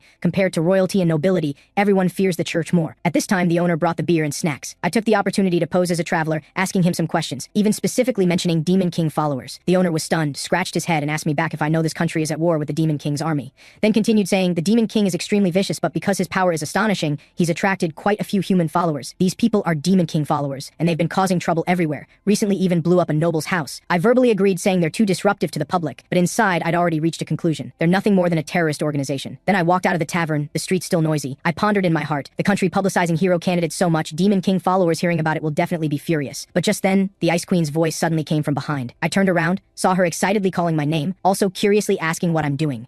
I answered as a matter of course, arriving in unfamiliar territory, naturally must collect intelligence first. The Ice Queen frowned, saying me acting alone is too dangerous, also sneaked a glance at me, quietly suggesting she wants to help. I wanted to refuse, tell her to return to her companions, but she instantly bristled, face full of displeasure. I sighed helplessly, ultimately compromising, troubling her to go around the streets and collect more intelligence about the capital. The Ice Queen's eyes instantly lit up, agreeing with a face full of surprise, then hummed a tune and left cheerfully. Actually, I already knew someone was hiding in the shadows, continuously observing me in secret, corner of their mouth occasionally curving into an ill-intentioned cold smile. But I don't plan to directly expose them, instead want to leave some time to see what exactly they're plotting. By the time I silently climbed through the window back to the dorm, that figure quietly retreated. I lay on the bed, pondering to myself, the person tailing me will expose themselves sooner or later, and since I figured out this new enemy, the Demon King followers, might as well rest up for now. Suddenly there was an uproar outside. Assassin instincts made me instantly alert. I quickly pulled open the door and walked to the hall. The hall gathered quite a few classmates, everyone whispering to each other, faces full of anxiety. I stepped forward asking what happened. A short-haired girl's face went pale, telling me the Ice Queen is missing. She said she and the Ice Queen share a room, but the Ice Queen still hasn't returned. Everyone already searched everywhere but haven't seen her. Hearing this, I couldn't help worrying inside. The leader guy saw me and quickly walked over, asking if I have any clues about the Ice Queen. I shook my head, lying that I'd been sleeping in my room the whole time. No, nothing. The leader guy looked disappointed. He wondered how during this time the Ice Queen was obviously always circling around me. How could I know nothing? After a while, the leader guy, worried nighttime movement is inconvenient, urged everyone to search for the Ice Queen together first thing in the morning. The Gyaru pouted, complaining she doesn't want to deal with the Ice Queen's business at all, but she's still willing to follow the leader guy's arrangements. I think the Ice Queen being out alone so late at night is too dangerous. I must find her right now. So after everyone dispersed, I slipped out of the dorm again. For me, a dark and windy environment is actually more suitable for action. I followed my memory, searching in the direction she left earlier. Walking to a secluded alley, I suddenly discovered something unusual. Saw a shiny object lying on the ground. I went forward to pick it up and look. Found it's the Ice Queen's student handbook. Just gripped the handbook when footsteps came from behind. Several dark shadows suddenly launched an attack on me. Good thing my reaction was fast enough, dodging to the side while simultaneously twisting one person's wrist with my backhand, also pulled hard forward. The sword in his hand instantly stabbed toward another person behind me. The attacker cursed furiously in rage. I went up with one kick, sent him flying to the ground, directly stomped his head to pieces. The others seeing this were all terrified. I dispatched them without mercy in 3 moves. But to learn the Ice Queen's whereabouts, I still spared one person's life. I activated appraisal skill, discovered all of them are actually ordinary humans, and their attack attack, defense, and stamina are extremely low. Seeing that person already scared and trembling, not daring to move at all, I instantly moved in front of that person, demanding the Ice Queen's whereabouts. From his testimony, I figured out the Ice Queen's exact location, then sought out an abandoned house and pried open the basement door. The Ice Queen was bound to a pillar with special handcuffs, at this moment glaring forward with a face full of stubbornness. Two kidnappers continuously forcing the Ice Queen to confess matters. The Ice Queen bit her teeth tightly, saying she absolutely won't leak any information. The kidnappers were already impatient from interrogating. One of them reached out his hand, forcefully tore open the Ice Queen's clothes, wanting to see just how long she can stay stubborn. The two then stepped forward, wanting to plot something improper against the Ice Queen. I activated appraisal, saw they're also just ordinary people, so I pulled out two throwing knives, fingertips exerting force, precisely hit their heads. The Ice Queen still didn't know what happened, just saw the kidnappers silently collapse to the ground. I quickly asked the Ice Queen if she's okay, while deliberately turning my head away, giving her some dignity. The Ice Queen, hearing my voice, her body slightly trembled, face full of guilt. I turned my head to the side, pulling out wire, helping her unlock the handcuffs. The Ice Queen covered her chest with both hands, quietly thanking me. I suggested first leaving this place of trouble. The next second, I detected an intense, dangerous aura. Quickly took the Ice Queen and hid. A sword light suddenly flashed. A person leaped out from the darkness. I picked up the Ice Queen and hurriedly dodged. That person's sword directly split a crack in the ground. I looked back, saw the newcomer is the Holy Knight, that knight who was all smiles during the day, now full of killing intent. I questioned him why the Knight Order would attack hero candidates. The Holy Knight suddenly laughed wickedly, voluntarily revealing he's actually an executive of the Demon King's cult. Hearing this, I placed the Ice Queen in a safe spot, then revealed my own weapon. The Holy Knight raised his sword again, saying, "Just kill us hero candidates and this country is completely finished." I curved my lips, telling him to try it. The Holy Knight waved his great sword, warning me not to be too arrogant. I activated appraisal. Quickly, the Holy Knight's attribute interface appeared. The interface showed he's an all-rounder. His swordsmanship and fire magic both reached level 3. I silently reminded myself the opponent's strength is extremely powerful, absolutely cannot be careless. The Holy Knight also couldn't figure out my skills, so didn't act rashly. I took advantage of his unpreparedness, taking the initiative to launch an offensive. The Holy Knight instantly raised his sword to block, then swung his sword, launching a swift counterattack. I quickly leapt up to dodge. In the basement, sword lights flashed. We two fought back and forth endlessly. Suddenly, the Holy Knight seemed to discover something, launched a flame attack at me. Blazing fireballs flew fiercely toward me one after another. I quickly leapt up to avoid them. The next second, realized my mistake. Being airborne is an assassin's greatest taboo. However, the Holy Knight had already seized this opportunity, raising his sword and closing in before me. I hastily threw a knife to force him back, but he easily dodged to the side, also mocking this as a waste of effort. Then he wrapped flames around the sword body, turning the sword into a blazing blade. He swung the blazing blade, slashing at me, while saying, "Hero candidate, this is the end for you." At the critical moment, I flipped my waist, pulling out a handgun, squeezing the trigger without hesitation. Bang! The bullet hit right between his eyebrows. He fell straight down. I looked at the handgun in my hand, heart full of helplessness. This was originally a weapon I didn't want to use in this world, and the gun's bullets are limited. Use one and there's one less. Looking at the Holy Knight's corpse, I reflected on myself. First, shouldn't have jumped into the air and lingered, giving the opponent an opportunity. Second, should practice frontal combat techniques more to avoid falling into a passive position. The Ice Queen walked out from the shadows, face full of terror, looking at the handgun in my hand. I explained lightly, "This is just basic equipment for an assassin." She muttered quietly, saying, "Me carrying a gun is really scary." After a while, the Ice Queen quietly thanked me, also asking if I specially came to save her. I said just coincidence, but inside didn't deny it. I quickly changed the subject, asking why she didn't use her own control power to resist. She lowered her head, answering, saying those handcuffs restrained her magic power.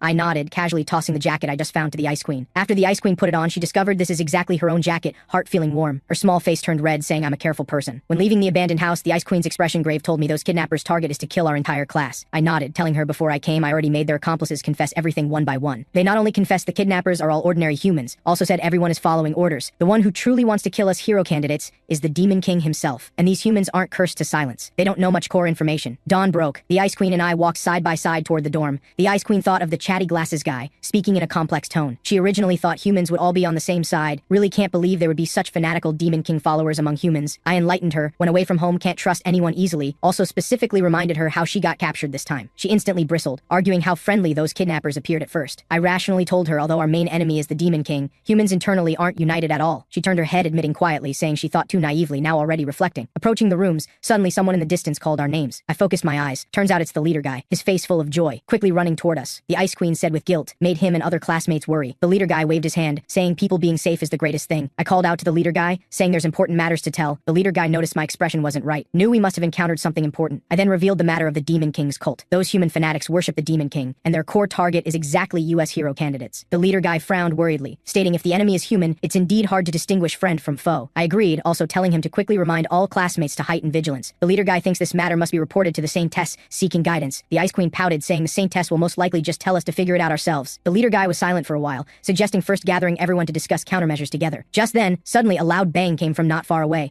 also billowing thick smoke. The three of us exchanged glances, immediately rushing toward the incident site. After arriving, we were all shocked by the scene before us. A group of black-clothed people holding weapons had already surrounded all students. The leader guy's expression changed. Realizing the situation is critical, I gripped the throwing knives in my hand tightly, knowing a fierce battle is about to begin, immediately prepared to meet the attack. The next second, dense crowds of black-clothed people swarmed over like tidal waves. Classmates subconsciously assumed combat stances, their hands gripping weapons slightly tightened. Even the most timid classmates bit their teeth, not retreating half a step. I quickly activated appraisal blessing, scanning the enemies before me. A total of 6 combatants. Though their ability values are low, they exude the ruthlessness of professional training. The leading black-clothed person issued orders in a low voice. The remaining black-clothed people pounced at us like hungry wolves, the sound of clashing blades mixed with urgent footsteps. I turned, calling the Ice Queen's name. She immediately understood, raising her hand. Control Blessing's magic power rippled out like waves. The charging black-clothed people instantly stiffened, unable to move. I took advantage, throwing knives. Silver light flashed, precisely hitting their foreheads. They fell like puppets with cut strings. Even final groans couldn't escape their throats. The leader guy's pupils suddenly contracted. He reminded me, trembling, these are humans, not monsters. I glared at him hard, sneering coldly inside. Enemies seeking our lives. What difference from bloodthirsty monsters? The leader guy still wanted to argue, saying shouldn't be so ruthless toward humans. I sharply cut off this pointless dispute. After all, there's still a fish that slipped through the net, urgently needing resolution. That black shadow flashed behind the leader guy like a ghost. Swords collided, bursting out harsh ringing sounds. The leader guy gritted his teeth, questioning why the other betrayed humanity. But that person coldly spit out the declaration, dedicate myself to my lord. The Ice Queen wanted to step forward to help. I reached out, stopping her impulsive action. Should let the naive leader taste reality's cruelty. Can't live forever in the fantasy of not daring to stain hands with blood. Between sword lights, the leader guy suddenly exerted force. With a crisp crack, the opponent's weapon broke. He panted, trying to persuade surrender, but got the opponent's angry roar in return. Then that person suddenly leapt down, slashing. Taking advantage of the leader guy's soft-heartedness and reluctance to strike back, he injured the leader guy's arm. Blood meandered down from the wound. The last trace of hesitation in the leader guy's eyes finally dissipated. The sharp sword in his hand carried determination, slicing through air. That person still laughed maniacally when falling. Still trembling and roaring, he can fight again. I walked near him, telling the leader guy to give him a quick end. He frowned, saying, why finish off someone already dying? I shook my head, severing his weak thoughts. Leaving a disaster will only harm more companions. The leader guy suddenly questioned me excitedly why I'm so cold. I looked directly at his trembling pupils, softly reminding him of the principle of weighing priorities.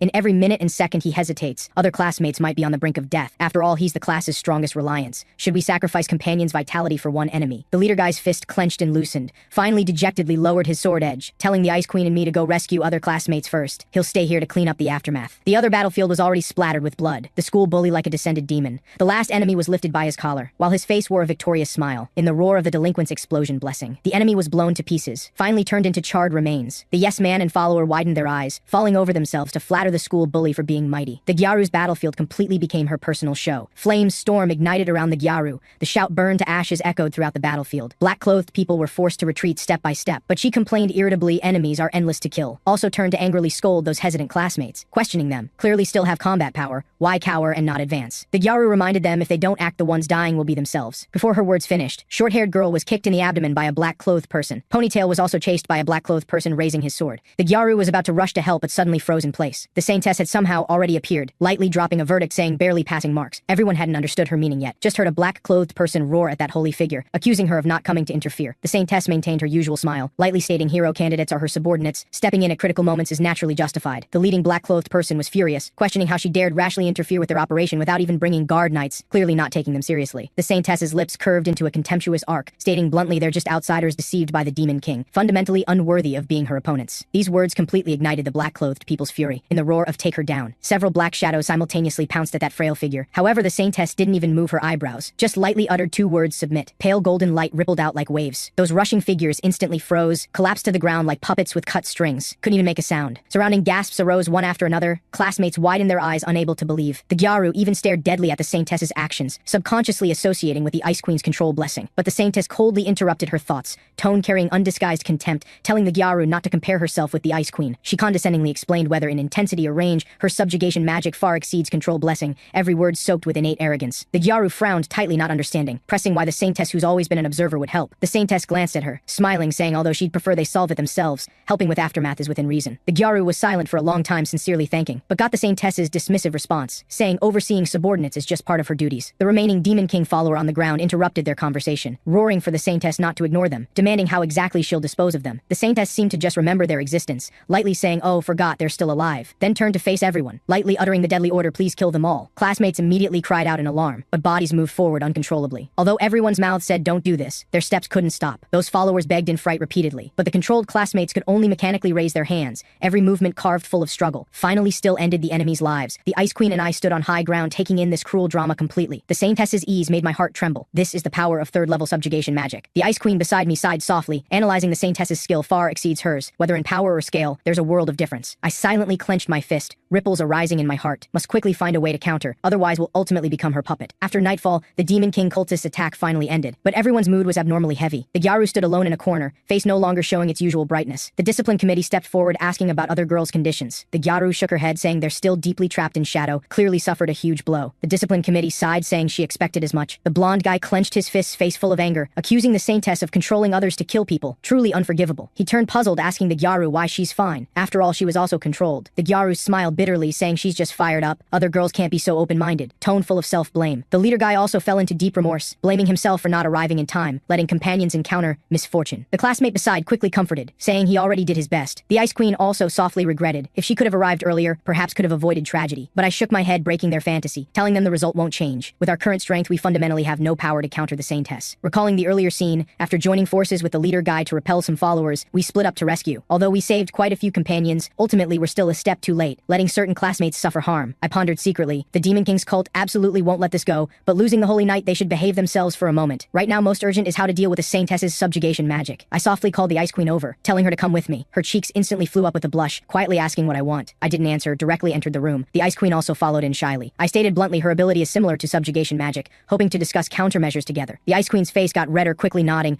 urgently pressing about the specific plan. I walked to the bedside, taking a deep breath, proposing a bold request, having her try using control blessing to control me. The Ice Queen's heartbeat suddenly lost control, wide pupils full of shock. The day after repelling the Demon King's cult, the capital streets suddenly spread out a grand parade. Cheers surged like tidal waves, and our hero candidate's achievements were decorated so dazzlingly. The leader guy raised his hand, waving toward the crowd, smile bright. The blonde guy and discipline committee also responded to the crowd's enthusiasm, while the school bully rode on a horse expressionless. The Ice Queen's eyes cold as always. I watched the surging crowd, heart rising with bone-chilling cold, couldn't help doubting even this carnival as the saintess's calculation. She first allowed the attack, then intervened to test, now using the parade to consolidate reputation, if truly so, we're just marionettes in her palm. When the parade ended, the saintess's voice lightly fell. She first asked if everyone is present, then announced we're returning to the Temple City Alpha. The Ice Queen's eyes flashed with unfamiliarity and confusion. Seeing this, I explained in a low voice, Alpha is the summoning place, also the saintess's ruling domain. The leader guy stepped forward asking if the saintess is traveling together, but got a negative answer. The saintess explained, the old knight will lead the way, she needs to stay behind to handle follow-up matters. The Gyaru immediately frowned, protesting, saying Alpha's dormitory was already burned down, but the good friends who usually speak for her didn't chime in. The Gyaru turned, looking at the good friends behind her, saw the two of them still trembling, quickly walked over asking what's wrong. They both said nothing's wrong, but their eyes never dared meet the Gyaru's. The saintess suddenly silently approached, gently asking what happened. Ponytail got scared and stumbled, falling. The Gyaru quickly stepped forward to help, thinking friends being like this is all because the saintess forced them to kill people. Fury blazed in the Gyaru's heart, watching the saintess show a meaningful smile.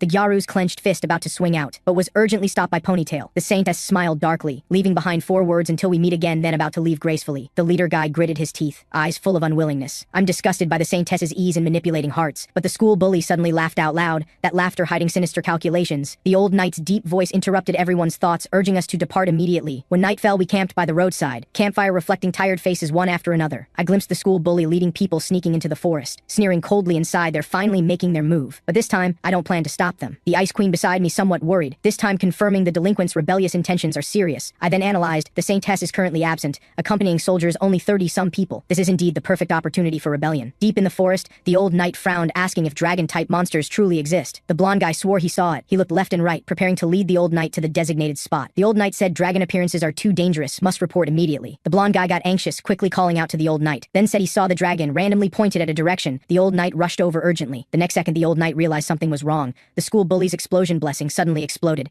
The blonde guy instantly flew up, dodging. Although the old knight leapt out of the explosion range in time, he still got injured, staggering and collapsing to the ground. He glared at everyone, roaring angrily with difficulty. The school bully patted dust off his body, while approaching, saying the old knight is too difficult to deal with. The old knight quickly retreated back, feet suddenly making a clicking sound. The delinquent's landmine skill activated with a cold laugh. Even if the old knight used magic defense, still couldn't escape the fate of serious injury. The old knight's eyes filled with disappointment, accusing the delinquent and others' ambush as too despicable. But the delinquent laughed maniacally in response, saying as long as they can kill the old knight, the means don't matter at all. At the same time, the yes man and others instantly formed an encirclement. The old knight took a deep breath, slowly standing up. The delinquent shouted for everyone to attack together. The old knight pulled something from his chest, then released it skyward, mouth saying, "You forced me to this." Just as his words fell, a signal flare suddenly tore through the night sky, exploding into dazzling fireworks. The leader guy in camp stared blankly up at the sky, not knowing what happened. The Ice Queen unconsciously praised, "The exploding fireworks are so beautiful." Only I stood in the shadows, sighing softly. The delinquent ultimately still messed things up. The guards in camp also saw the distress signal in the night sky, immediately gathered discussing, unanimously judging the old knight encountered trouble in the forest. The leading guard just wanted to shout immediate rescue. My short blade like lightning slashed across his throat. The sharp blade edged before sound could emerge, blood already gushed out. The remaining guards, horrified, widened their eyes, but they They had no time to raise swords for defense, were already shrouded by the cold light I swung out. Death's shadow instantly spread. Everyone gathered around, denouncing me. My expression unchanged, raised hand to kill. Then I calmly, slowly spoke the proclamation. We originally had no grievances or enmity. Just today need to ask you to go to your deaths. Guards cursed endlessly, wailing continuously. The muffled sound of blade entering sheath rose and fell. Warm blood splattered, falling like rain. Dots of scarlet soaking the deep night. A guard roared, questioning why before death. I curved a ice-cold smile, eyes without temperature. In the blink of an eye, all guards collapsed in pools of blood, becoming silent corpses. At the same time, deep in the forest, the battle was fierce. The yes-man and follower coordinated left and right pincer attacking the old knight, offensive swift and targeting vital points, trying to suppress him with numerical advantage. Facing the siege, the old knight's blade stable as rock, swinging and blocking precisely and powerfully, skillfully resolving attacks from all directions, displaying deep combat cultivation. The blonde guy seized the opportunity to activate his skill, holding an enchanted swift wind spear, whistling and throwing from the diagonal rear. An auxiliary companion strengthened the swift wind spear, trying to catch the old knight off guard. The old knight dangerously leapt into midair, avoiding the ambush, before adjusting his body shape. Saw the ambusher with steel blessing emerge from behind the trees, showing a fierce smile. Immediately after, the school bully's explosion blessing thunderously exploded. The old knight's body staggered, breath completely disrupted. He quickly thrust his long sword deep into the mud supporting his body, corner of mouth continuously overflowing with crimson blood. The delinquent slowly approached, face full of mocking smile. The blonde guy anxiously reminded the delinquent, the signal flare will definitely bring reinforcements. If they don't end the battle quickly, the rebellion plan might fail at the final step. While the delinquent and blonde argued, the old knight suddenly curved a strange smile, saw the saintess's figure descend quietly like moonlight. The delinquent and others instantly stunned, frozen in place, arrogant smugness congealing into deep fear and panic. On the other side at camp, surviving guards were bound tightly on the ground. The leader guy, seeing camp's tragic state and bound guards, hearing forest commotion, turned to the Ice Queen in disbelief, voice trembling, questioning whose idea this is. The Ice Queen's hands didn't stop moving, just explained someone requested she do this. The leader guy, seeing the Ice Queen actually followed someone else's arrangements, face full of surprised confusion. I calmly walked out from the shadows, facing everyone's varied gazes, without concealing admitted all of this is my arrangement. The Ice Queen then stepped forward reporting, saying she's caught 7 rebellion accomplices, but a small number escaped in the chaos, tone carrying a trace of barely detectable apology. I added lightly, those fugitives are all dead now. The leader guy, hearing this, his pupils violently contracted, voice trembling, confirming if I killed the escapees. I nodded. The Ice Queen's tone complex, sighing at my ruthlessness. Though she followed my arrangements, she didn't fully agree with the decisive killing methods. The leader guy loudly questioned why I struck the guards dead. I maintained calm, explaining already predicted the delinquent and others would rebel, volunteering to eliminate reinforcements only to control the situation, avoid greater chaos. The leader guy gritted his teeth, thinking of the delinquent and others already long disappeared, obviously launched rebellion according to plan. The Gyaru's face full of shock, though she had vague guesses, she never imagined the rebellion plan actually implemented. I unhurriedly pointed at the bound captives, saying, if we don't prepare early, the one suffering will be us.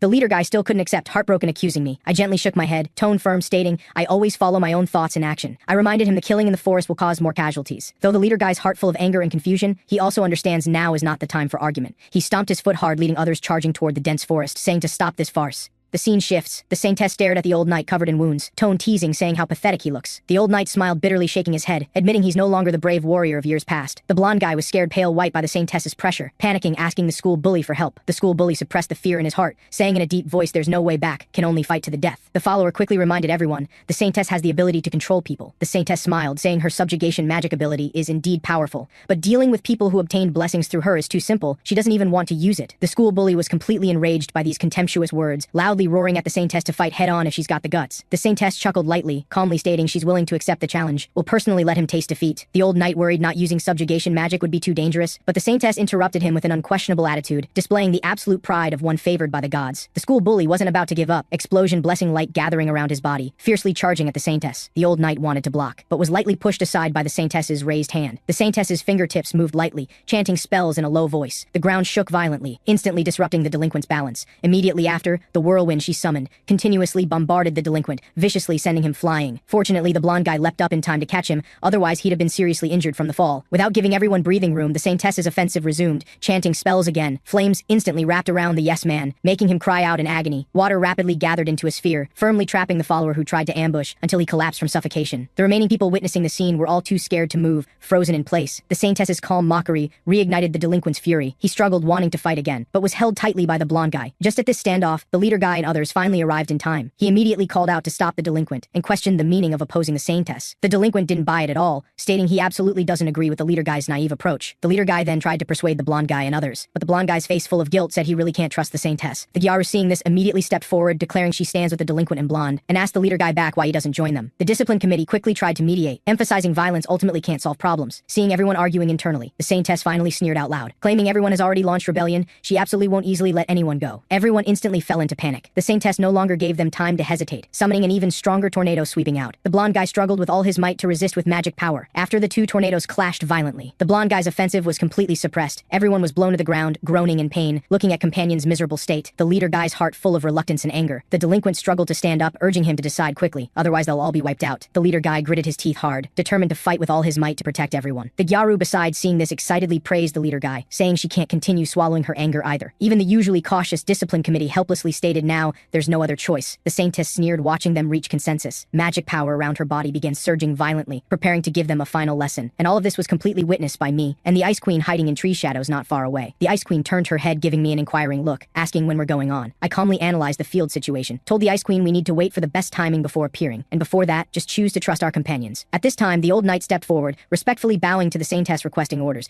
admitting he's willing to be the vanguard, contributing his humble strength to the Saintess. The Saintess lightly nodded, holy healing light flowing from her palm. Gentle radiance enveloped the old knight. All the wounds on his body rapidly healed in the sacred soft light. The blonde guy, watching the old knight instantly recover, clenched his fists in frustration, heart full of unwillingness. Feeling all previous efforts became wasted, the Gyaru wasn't willing to admit defeat, tone firm, saying we have more people, the outcome is still uncertain. The Saintess, hearing this, lips curving into a faint smile, saying feel free to attack any time. This is the trial heroes should pass. The leader guy no longer hesitated, gripping his long sword, with determination to fight to the end, pointing directly at the Saintess. The old knight immediately drew his sword to meet him. The instant blades clashed, a loud clang. The sword body actually shattered directly. The old knight retreated in shock, thinking silently inside can't clash head on, otherwise the one suffering will only be himself. The Saintess chanted softly. Several ice spears condensed out of thin air, piercing fiercely toward the leader guy. The Gyaru immediately ignited blazing flames, stepping forward to counter. Ice and fire violently intertwined, sizzling sounds endless. The Saintess smiled, saying the good show is yet to come. In the chaos, the leader guy's body was inadvertently cut by ice spears, instantly blooming with deep bloody wounds. The blonde guy, seeing the leader guy injured, cried out, reminding him to be careful. The discipline committee, seeing this, immediately activated telekinesis, floating up boulders. The blonde guy simultaneously controlled wind blades to enhance. The two coordinated seamlessly, together launching fierce attacks at the Saintess. But these offensives just approaching the Saintess, all dejectedly fell to the ground, unable to cause half a bit of damage. The discipline committee and blonde already failed. The Saintess stood proudly under the bright moonlight, stating with certainty that using blessings I bestowed to attack me is ultimately futile. Seeing this scene, I, hiding in distant tree shadows, quietly activated appraisal to explore the truth. The Saintess not only possesses S-rank powerful magic, but also has multiple heaven-defying skills, among which sacred blessing is practically absolute defense. Only pure physical attacks might possibly break the deadlock. On the other side of the battlefield, after the leader guy got injured, the delinquent immediately stepped up. He blocked the old knight in front of him, roaring, leave him to me, I'll definitely finish him off. Let the leader guy focus on dealing with the Saintess. The leader guy nodded in understanding, thinking since magic blessings don't work, using a sword can definitely hurt the Saintess. And companions beside already noticed the leader guy's sword showed damage in the fight, immediately threw their own sword to the leader guy. The instant the leader guy gripped the new sword hilt, his eyes suddenly became sharp. The Saintess smiled, saying finally waiting for you to get serious. The leader guy answered because someone enlightened me. Let me see the truth and mission clearly. The leader guy's long sword breaking through wind stabbed straight at the Saintess's heart. The Saintess lightly jumped to evade. The two figures crossed and flew, offense and defense clashing with sharp edges. At the same time, the Gyaru and blonde at the battlefield edge could only watch the deadlocked battle. Relying on magic blessings, they can't intervene at all. And the discipline committee's gaze always fell on the delinquent and old knight's entanglement. Those two already fought with bloodshot eyes, offensives increasingly fierce. Blood splattered between fists and feet. The two fought with all their might, neither giving in. After a bitter battle, the old knight's stamina ran out, was knocked to the ground by the delinquent, unable to rise again. The delinquent gasped heavily, looking down at the fallen old knight, realized healing blessing can repair injuries but can't replenish consumed stamina. Back to the Saintess and leader's battlefield. The Saintess already struck, scorching firewall instantly locked down the leader guy. As flames burned his body, the leader guy gripped his sword hilt, thinking quickly, if he can't approach the Saintess, will only waste his own life and magic in vain. To break the situation, he's willing to bet everything. The Saintess looked at him, tone rarely approving, saying few hero candidates can dodge her continuous spells. The leader guy didn't bother with her, just thinking inside how to break the situation. The Ice Queen and others can't intervene in the core duel, and long range he can't match the Saintess either. Right now the only way out is to close in faster, finding the Saintess's opening. When he made up his mind, gathering all his body's strength, preparing to launch an all-out sprint, the Saintess with keen perception instantly sensed it, immediately chanted spells, quickly wanting to summon a wind barrier, trying to block his charge, but before the barrier fully formed, saw the leader guy's figure shooting out like an arrow, speed far exceeding her prediction. The Saintess couldn't adjust wind magic in time, immediately pressed her hand to the earth, quickly summoning a deep pitfall. The leader guy on his charging path fell straight into the pitfall. The Saintess's flame skill followed right after, completely sealing all the leader guy's possible escape routes. The offensive connected without any flaws, giving the leader guy no breathing room. The Gyaru and blonde, witnessing the leader guy fall into desperate straits, nervously cried out. The Saintess, watching the leader guy fallen in the pitfall, spell chanting rhythm more and more steady, continuing to firmly control battlefield initiative. On the other battlefield, the delinquent and old knight haven't decided the outcome yet. The delinquent's explosion blessing was already exhausted in the fight, can't use strong attacks anymore. The old knight, seeing this, raised his long sword, precisely slashing and stabbing, viciously wounding the delinquent. The delinquent absolutely can't accept losing to an old geezer. The next second, the old knight placed his sword on the delinquent's right shoulder, coldly telling him without blessing he's ultimately just an amateur. The delinquent suddenly remembered he once dominated with a pair of iron fists. He looked up, roaring, yelling, declaring even without blessing he's still strong. Before his words finished, the delinquent forcefully used his shoulder to bear the old knight's stabbing blade.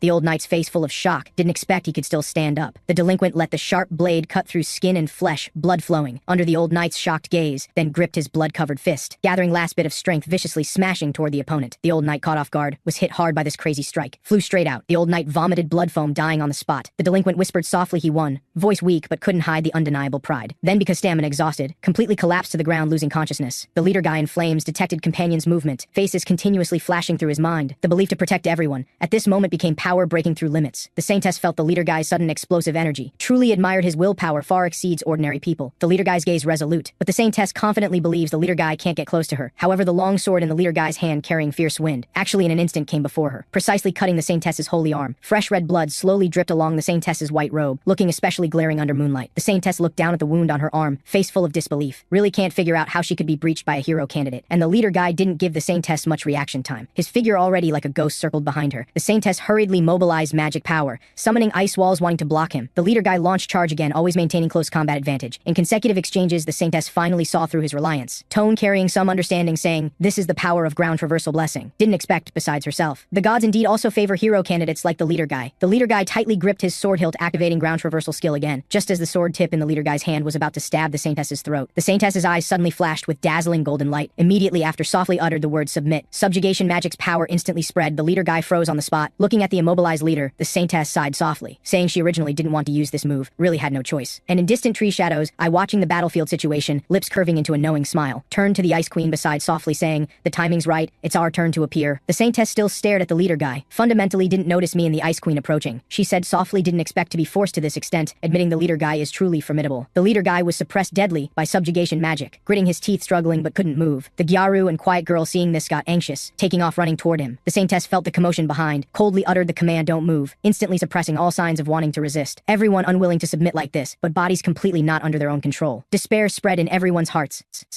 The saintess swept her eyes over the controlled crowd, calmly saying everyone performed well. The trial exceeded expectations. The old knight losing was quite unexpected, but knights can be replaced any time. As long as she's here, can always control hero candidates, make them loyal subordinates. The blonde guy, hearing her words, couldn't help doubting whether their resistance is futile. The leader guy shouted wildly inside, he knows clearly if he can't break this strange subjugation magic, can never kill her. The saintess, like seeing through their thoughts, slowly revealing the truth hidden for so long. She can summon hero candidates precisely because she has power to suppress all resistance. Otherwise, a group with special abilities would be too dangerous for the country. Just as the saintess's words fell, 3 sharp throwing knives suddenly broke through air, directly threatening her vital points. The saintess reacted super fast, immediately chanting earth. Thick earth walls rose in response, steadily blocking this sudden ambush. Then the saintess's sharp gaze quickly swept toward the darkness, with keen perception definitely calling out my name. I slowly walked out, saying indifferently, "Thought you wouldn't notice me, this mediocre person." The saintess sneered in response, saying, "From the start felt you were wrong. No decent blessing yet, calm every crisis. This abnormality made me suspicious long ago." She admitted, quite disappointed. "Originally thought you'd never show yourself without winning odds. Seems I overestimated your caution." I looked straight into her eyes, firmly responding, "Whether there's winning odds is my decision, not for others to say." The saintess, hearing this, raised an eyebrow, signaling me to show sufficient strength to prove my arrogance, then activated subjugation magic again, issuing the command, "Don't move at me." Subjugation magic's energy rapidly spread through my body, trying to bind my actions and will, and I didn't panic, also wasn't afraid. The saintess loudly proclaimed, "All of us can only be manipulated by her. No one can break free from God-given power." Before her words finished, I suddenly broke free from the magic's restraints, raised the gun and pulled the trigger. Movements clean and efficient, bullet directly hit the saintess. The saintess's eyes widened in shock, completely didn't expect someone could break free from subjugation magic's control. Never seen this kind of strange weapon either. I praised her, worthy of being the saintess, avoiding vital points in such short time with keen senses. She covered her shoulder, hissing, completely not knowing why I could hurt her. I pulled the trigger again, bullet precisely hitting her abdomen, making her instantly lose balance. Looking at the fallen saintess, I said softly, "This is in our world the most common, most basic attack method." The saintess endured the severe pain in her abdomen, eyes full of unwillingness and madness, chanting with difficulty, "Flames." In the roar of burn to ashes, blazing flames shot skyward, wanting to completely devour me. The saintess sneered, "I'm ultimately still careless and underestimated the enemy." Then she bet all her magic power, only seeking to turn me into ashes. However, after the flames scattered, only a scorched cloak remained in place. No human figure, and I already relied on swift body techniques appearing behind her, gun barrel tightly pressed against the back of her head. I declared her defeat is set, no longer any chance to turn the tables. The saintess completely collapsed, frantically shrieking why. Hearing this, past memories surged into my mind like tidal waves. That night I specially found the Ice Queen. Had her try using control blessing to reproduce effects similar to subjugation magic, wanting to verify a hypothesis. The Ice Queen at the time, her cheeks instantly flushed red, somewhat shyly saying she doesn't have this kind of interest, because controlling others' behavior makes her uncomfortable. I patiently explained to her ancient laws recorded in literature, explaining enslavement type type abilities have one key characteristic, that is, they'll prioritize obeying the first caster's commands. Subsequent same type magic is very hard to override this priority. The Ice Queen, after hearing my explanations, suddenly understood, finally grasped my true intention, but still worried, saying her control blessing is only level 1. Afraid it can't match the Saintess's level 3 subjugation magic. Worried this plan will completely fail, I immediately interrupted her concerns, reminding her to recall the failed enslavement magic when fighting the chatty glasses guy. At that time, everyone thought higher level commands overrode his magic. But looking back now, understand that was precisely the first caster priority law at work. So this method will definitely work. The Ice Queen agreed with my idea, immediately agreeing to use control blessing to lay groundwork in advance. Thoughts returning to reality, the Saintess finally figured it out, shrieking the Ice Queen's name. My lips curved into a cold smile, stating bluntly I'm currently under the influence of the Ice Queen's control blessing. The Saintess furiously scolded me for playing tricks, tone full of unwillingness and resentment. I didn't give her more chance to speak, pulling the trigger without hesitation, clearly saying, Saintess Leonora, your show ends here. The Saintess completely slumped onto the cold ground, face pale as paper, breath also becoming increasingly weak. She looked down with difficulty, shocked, staring at handcuffs that suddenly appeared on her wrists. Completely didn't expect this thing actually possesses powerful effects of sealing magic power. I stood before her, expression calm, telling her these handcuffs are war trophies from the Demon King's cult. She struggled, wanting to stand but was powerless, urgently pressing what exactly I want to do. I told her she must immediately find a way to send us back to the original world. The Saintess's face showed apology, admitting she only has the ability to summon hero candidates. Cross-world return requires other complex technology, she alone can't do it. I immediately activated appraisal, scanning her attribute panel. Skill column indeed has no return-related magic, proving she's not lying. I then pressed her about the return she originally promised,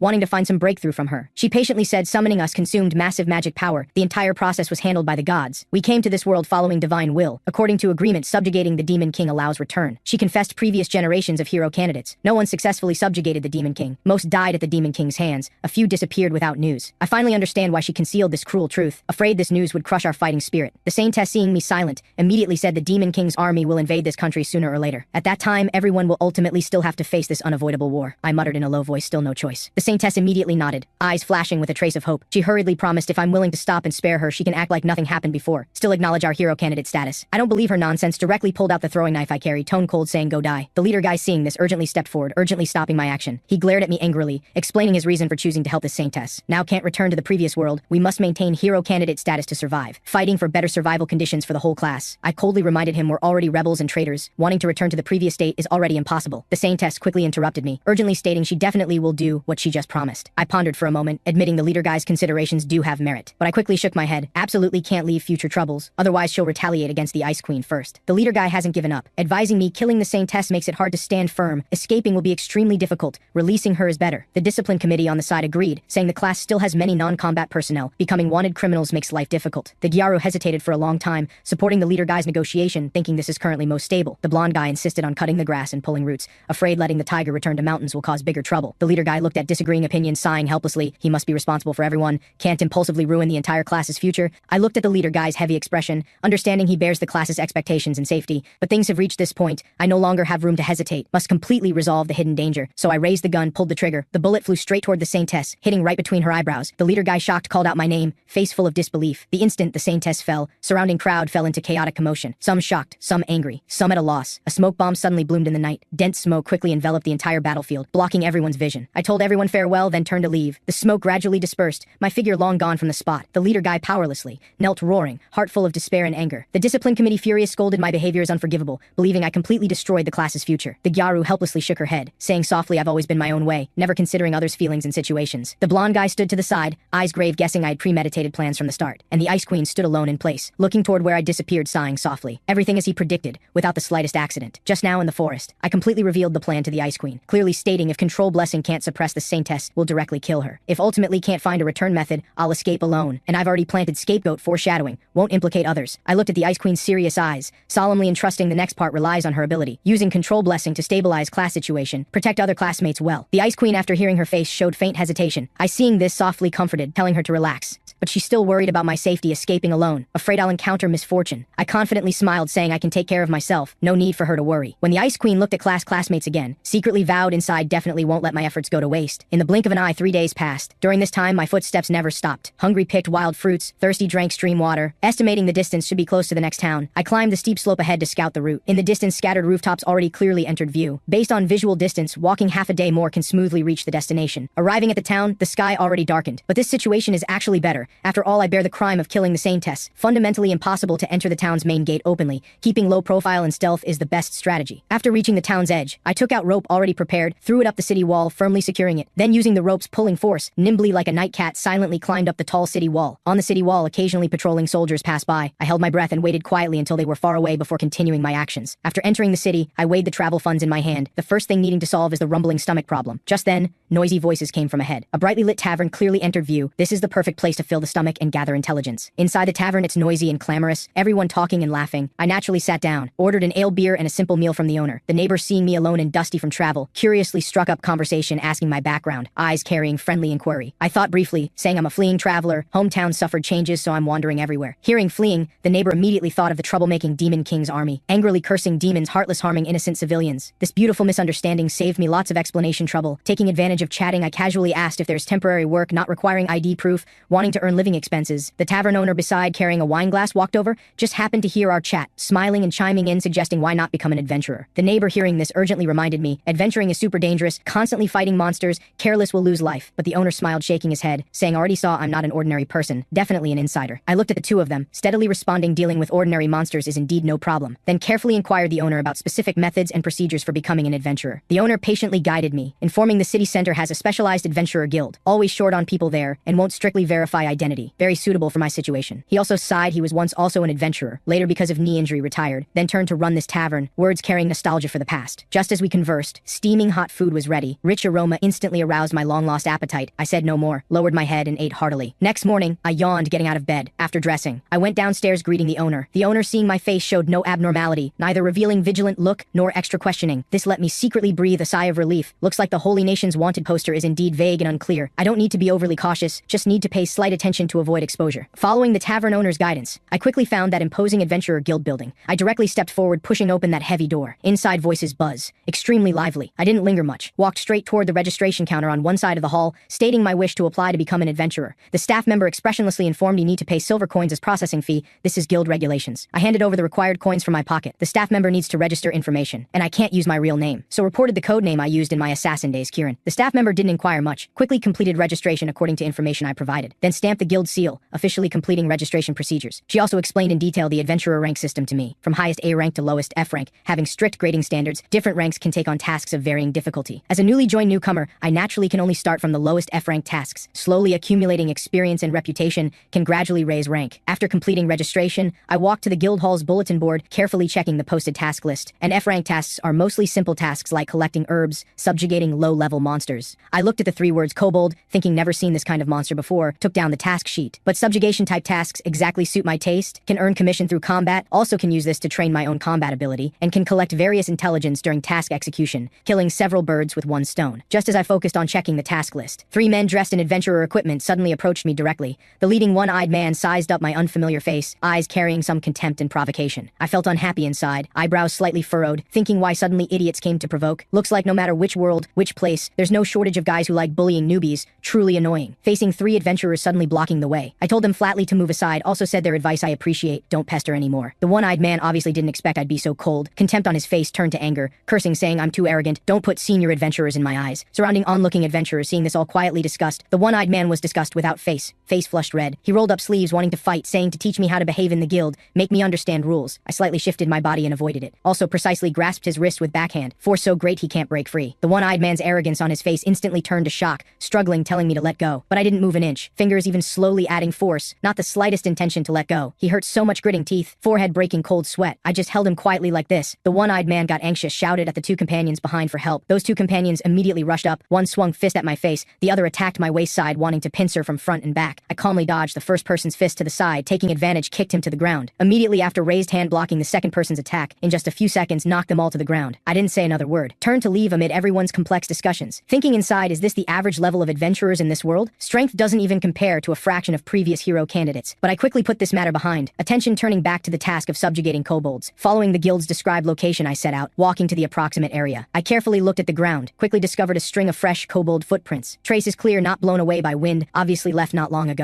I followed the footprints, finding a small path hidden in bushes. As soon as I entered, I detected lurker's aura, fishy smell different from humans. I just muttered inside, could it be kobolds? A tall black shadow appeared behind me. He held a rusty blade in his hand, slashing straight at me. I nimbly dodged all attacks but felt puzzled inside. These kobolds' weapons weapons look more like styles humans use, should be snatched from humans. The kobold, seeing the first round of attacks all missed, not retreating at all, howling and pouncing, numbers even more than before. I quickly bent down, grabbing a handful of dirt, throwing it out when they closed in. Happened to hit the frontmost kobold's eyes, making it instantly unable to see. In its painful cries, more kobolds surged out from hiding. I no longer held back, using fists and feet, every strike hitting vital points, knocking down charging kobolds, not giving counterattack opportunities. Then pulled out short blade, neatly solving monsters still struggling. For kobolds scared and fleeing, I threw several more throwing knives, making them die on the spot. In the blink of an eye, the surrounding kobolds all lost breath. I activated appraisal to check their attributes. Screen displayed race as kobold, only level 1 stealth skill, strength extremely weak. To earn more reward, I didn't immediately leave. Search stronghold, resolving remaining kobolds deep in the nest. After confirming no omissions, took collected kobold ears back to the guild. I placed the pile of ears in front of the registration counter as proof of subjugation task completion. The staff member looking at the mountain of ears on the desk, shocked and somewhat stuttering, repeatedly confirming these were all subjugated by me alone, face full of disbelief. I lightly nodded, admitting, also said lightly, defeating these kobolds is actually very simple. Just their stealth skill makes finding targets not easy. Spend some time. Surrounding adventurers seeing this all curiously gathered around. In everyone's exclamations, the staff member quickly calculated accounts, handed me the corresponding silver coin reward. At night, on my way home, gripping the heavy silver coins, secretly calculating. Temporarily use this town as base, take adventurer tasks to earn money for living, while using the guild platform to establish some connections, then slowly inquire about intelligence, including the Demon King's army's real situation, and methods to return to the original world. Just as I was thinking, suddenly detected a strong person's aura approaching from behind. The opponent's energy fluctuation obviously stronger than other adventurers in the guild. I immediately turned around, saw a tall, burly man smiling walking toward me, step steady, revealing strong person aura. I secretly quickly assessed his strength, judging far exceeds the previous one-eyed man and others, so I spoke first, asking his intention. The big burly man laughed heartily, actively introducing himself, calling himself a B-rank adventurer, also responsible for maintaining guild order, finding me as precisely to hold me accountable. The big guy said his 3 underlings were previously taken care of by me. I answered they provoked first, I only fought back in self-defense, didn't intentionally cause trouble. The big guy was obviously deceived by those 3 underlings' lies, excitedly rebutting, not listening to my explanation. Seeing this, I sighed helplessly, knowing no amount of arguing now would change his preconceived notions. The big guy, seeing me stop talking, took it as admission, anger instantly blazing. He said to properly teach me, this arrogant newbie, a lesson. Before his words finished, fist-carrying whistling wind struck at my face. I was already prepared, body slightly shifted to the side, easily avoiding his powerful heavy fist. His first move missing didn't discourage him, continued punching. However, not one hit me. The big guy changed his attack, a spinning fierce kick, offensive, extremely swift, but I'd already predicted his movement, extending my foot to trip him in advance. The big guy's center of gravity instantly lost balance, crying out in alarm, falling to the side, his face written full of disbelief, saying his attacks so fierce, how were they easily resolved? I complained his moves too flashy, movements too large, resulting in openings everywhere. Dealing with this kind of attack isn't difficult at all. The big guy scrambled up awkwardly, anger in his heart more intense, launched attack at me again, offensive, more hasty than before. I wasn't flustered, precisely grasped his swinging arm with backhand, slightly exerted force twisting, made him unable to move. I silently analyzed, must be he's used to fighting monsters usually, excels at direct confrontation, but not skilled at dealing with humans' flexible combat techniques, that's why he's easily restrained by me. The big guy gasped heavily, face full of unwillingness, yet still stubbornly questioned why I actively trouble his underlings. I, seeing his emotions slightly calmed, suggested finding a place to explain the ins and outs in detail, completely resolve the misunderstanding. The two walked into a nearby tavern together. I then explained the matter's course in detail to him. The big guy, after hearing my account, immediately realized he wrongly believed lies, quickly apologized to me, admitting fault. To show apology, he immediately sent people to call the 3 underlings to the tavern. In front of me, harshly taught them a lesson, scolding they shouldn't lie and cause trouble. The 3 underlings scolded, not daring to raise heads, awkwardly kneeling on ground, repeatedly admitting fault. The big guy turned, pointing at me, reminding them the one who truly deserves apology is me, telling them to properly reflect. The 3 underlings immediately turned toward me, respectfully apologizing, hoping I can forgive their previous rudeness. I waved my hand, saying misunderstanding resolved is good, then tone shifted, saying I have matters want to consult them about. The big guy, to make up for previous impropriety, readily promised as long as he knows, will definitely tell all. I, looking at his sincere attitude, candidly said becoming an adventurer has other more important purposes. He wasn't surprised at this, smiling, signaling me to speak out freely, no need to have concerns. I drank a sip of beer, spoke out, I've been searching for methods to go to other worlds, hoping to get useful clues from them. The big guy and his 3 underlings, hearing this, instantly stunned. The 3 underlings subconsciously whispered among themselves. I told the big guy to think carefully. Any thoughts can be spoken to chat. The big guy lowered head, pondering for a moment, said perhaps the sage can answer this question, but he's also not certain whether the other party truly has methods. I tried hard searching sage-related information in my mind. He, seeing my confusion, explained in detail the sage is an elf advisor, knowledge very extensive, also has certain fame in human society. I pondered silently. Elves always seclude themselves in deep forests, rarely contact humans.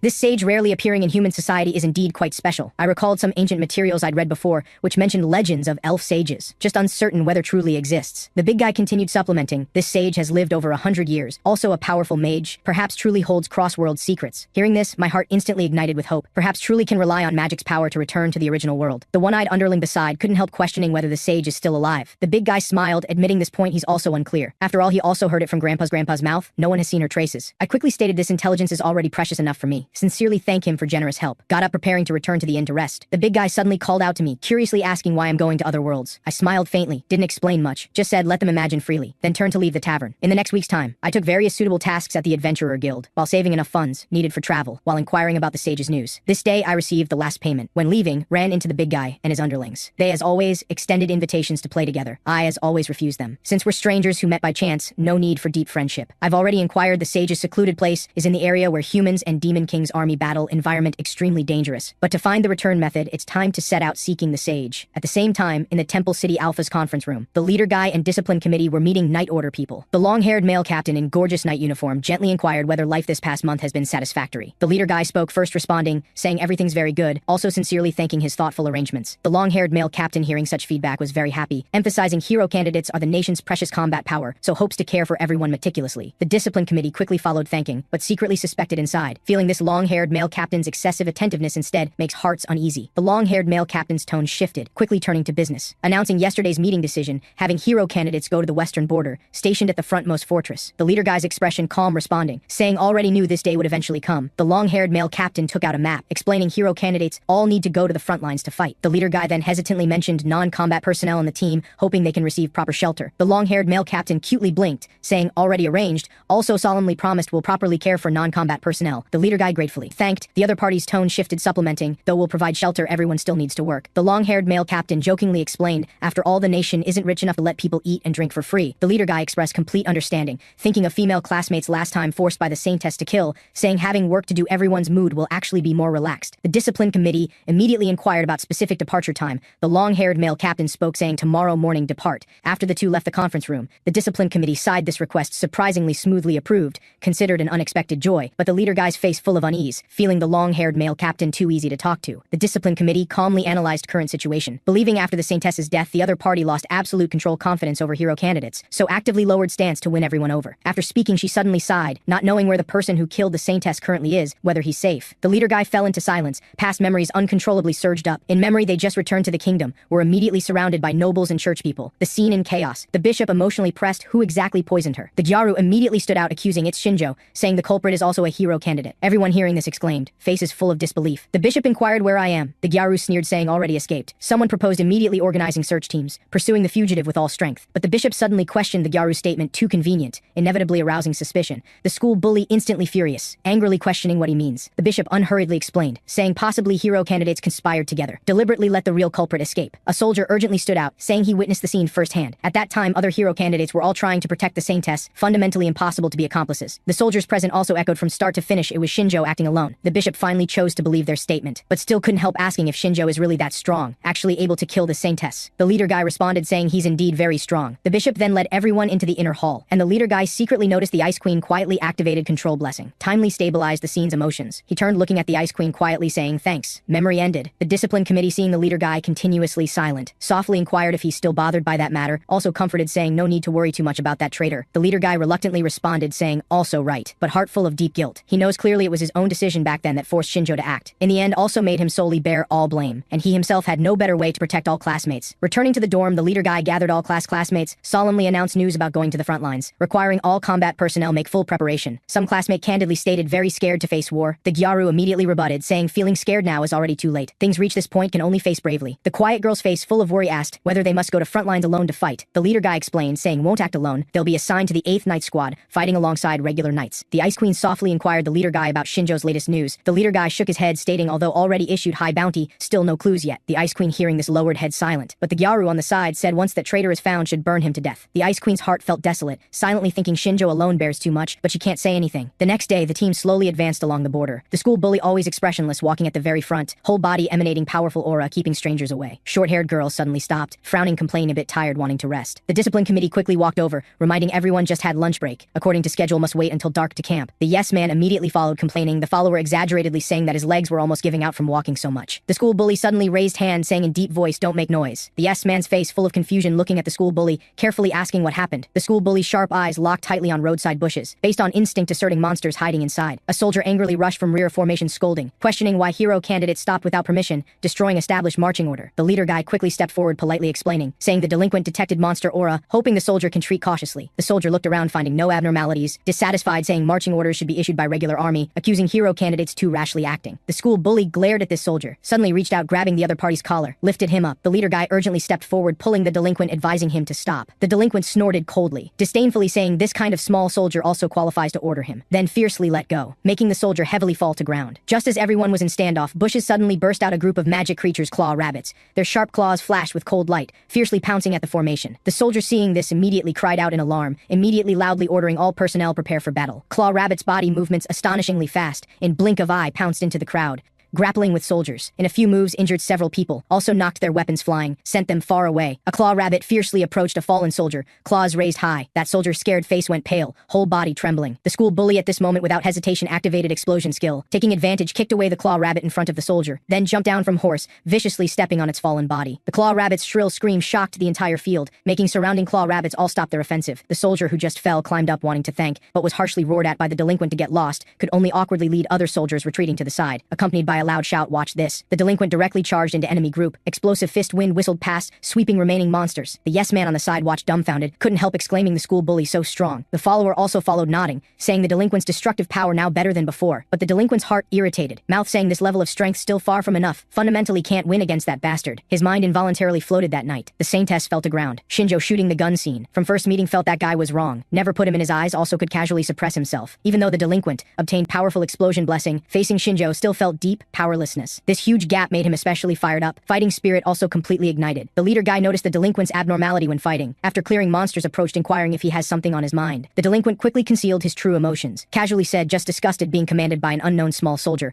felt unhappy, that's all. Finally, the border fortress outline appeared in everyone's field of vision. The long-traveled team arrived at this destination. A female knight in silver armor walked out from the fortress gate, politely saying, hero candidates worked hard all the way. She actively introduced herself as the new commander of Western Frontline Forces. The long-haired male captain's face showed confusion, wanting to understand frontline temporary commander changes specific situation. The female captain's expression grave, explaining, the original captain already died on battlefield in a Demon King army raid a week ago. She arranged resting places for everyone, letting them first recover strength, then discuss follow-up matters. At this time, a sentry rushed into the fortress. The sentry's expression panicked, reporting to the female captain, Demon King's army already launched large-scale attack. Frontline defense is critical, urgently needs support. The female captain turned, looking at the hero candidates behind, saying no time to rest. Now, frontline comrades need their power. The leader guy took a deep breath, turned facing companions behind, solemnly announced, prepare to meet enemy. The school bully's lips curved into a bloodthirsty smile, muttering in low voice, exactly what I want. Everyone walked out of the castle, sharp bell ringing entered ears. Next second saw pitch-black monsters surging like tidal waves, menacingly waving weapons in hands. The leader guy and classmates stood shoulder to shoulder on the city wall, anxiously looking at densely packed monsters below. The long-haired male captain decisively ordered to strike first, having archers quickly knock arrows. Fire mages immediately chant spells. Arrows wrapped in blazing flames like meteors rain down, viciously smashing toward charging monster groups. Monsters hit by flame arrows let out angry roars, yet not the slightest sign of retreat, still endlessly charging at city walls as if not knowing pain. The leader guy couldn't help shocked at their tenacity. The female captain's expression calm, explaining to everyone, this level of long-range attacks fundamentally can't kill demons. Their recovery and endurance both far exceed humans by too much. Hearing this, the leader guy's heart increasingly anxious, quickly inquiring the female captain about countermeasures. The female captain told everyone to follow the long-haired male captain's command, holding the city wall. She'll lead the 4th Night Squad charging down the city wall, facing monster groups head-on. The long-haired male captain's order not yet issued, saw a red figure already taking the lead rushing out from the city wall. The leader guy sighed, the delinquent's action too rash, charging without strategy might fall into danger, and the Gyaru on the side supplemented, explaining, saying the delinquent long couldn't hold back battle impulse. The delinquent charging down the city wall, his whole body, red light surging, powerful explosion skill instantly erupted, viciously blowing away a large patch of monster groups ahead. Monsters were stunned by this sudden fierce attack. The delinquent looking at panicked monsters, face curving into a cold smile, his tone ice-cold greeting them, eyes full of disdain and killing intent. Everyone closely followed the delinquent, faces without the slightest fear, instead showing excitement, murderously approaching remaining monsters. Monsters reacting later angrily cursed, stating these human idiots actively came delivering themselves to death, then launched attacks again. The delinquent roared, again fully activated explosion skill, declaring no matter if opponents are demons or what, today all must obediently be his punching bags. Just as the main battlefield deadlocked, some particularly agile monsters took advantage, bypassing defense lines, secretly breaking through city wall weak points. A monster raised sharp axe, slashing toward an unprepared soldier the instant. The leader guy without hesitation leapt up, long sword in hand, precisely piercing the monster's vital point. The soldier quickly thanked the leader guy, and after successfully saving someone, the leader guy's confidence greatly increased. Then activated sword extend exclusive exclusive skill. Sword instantly lengthened, attack range greatly expanded.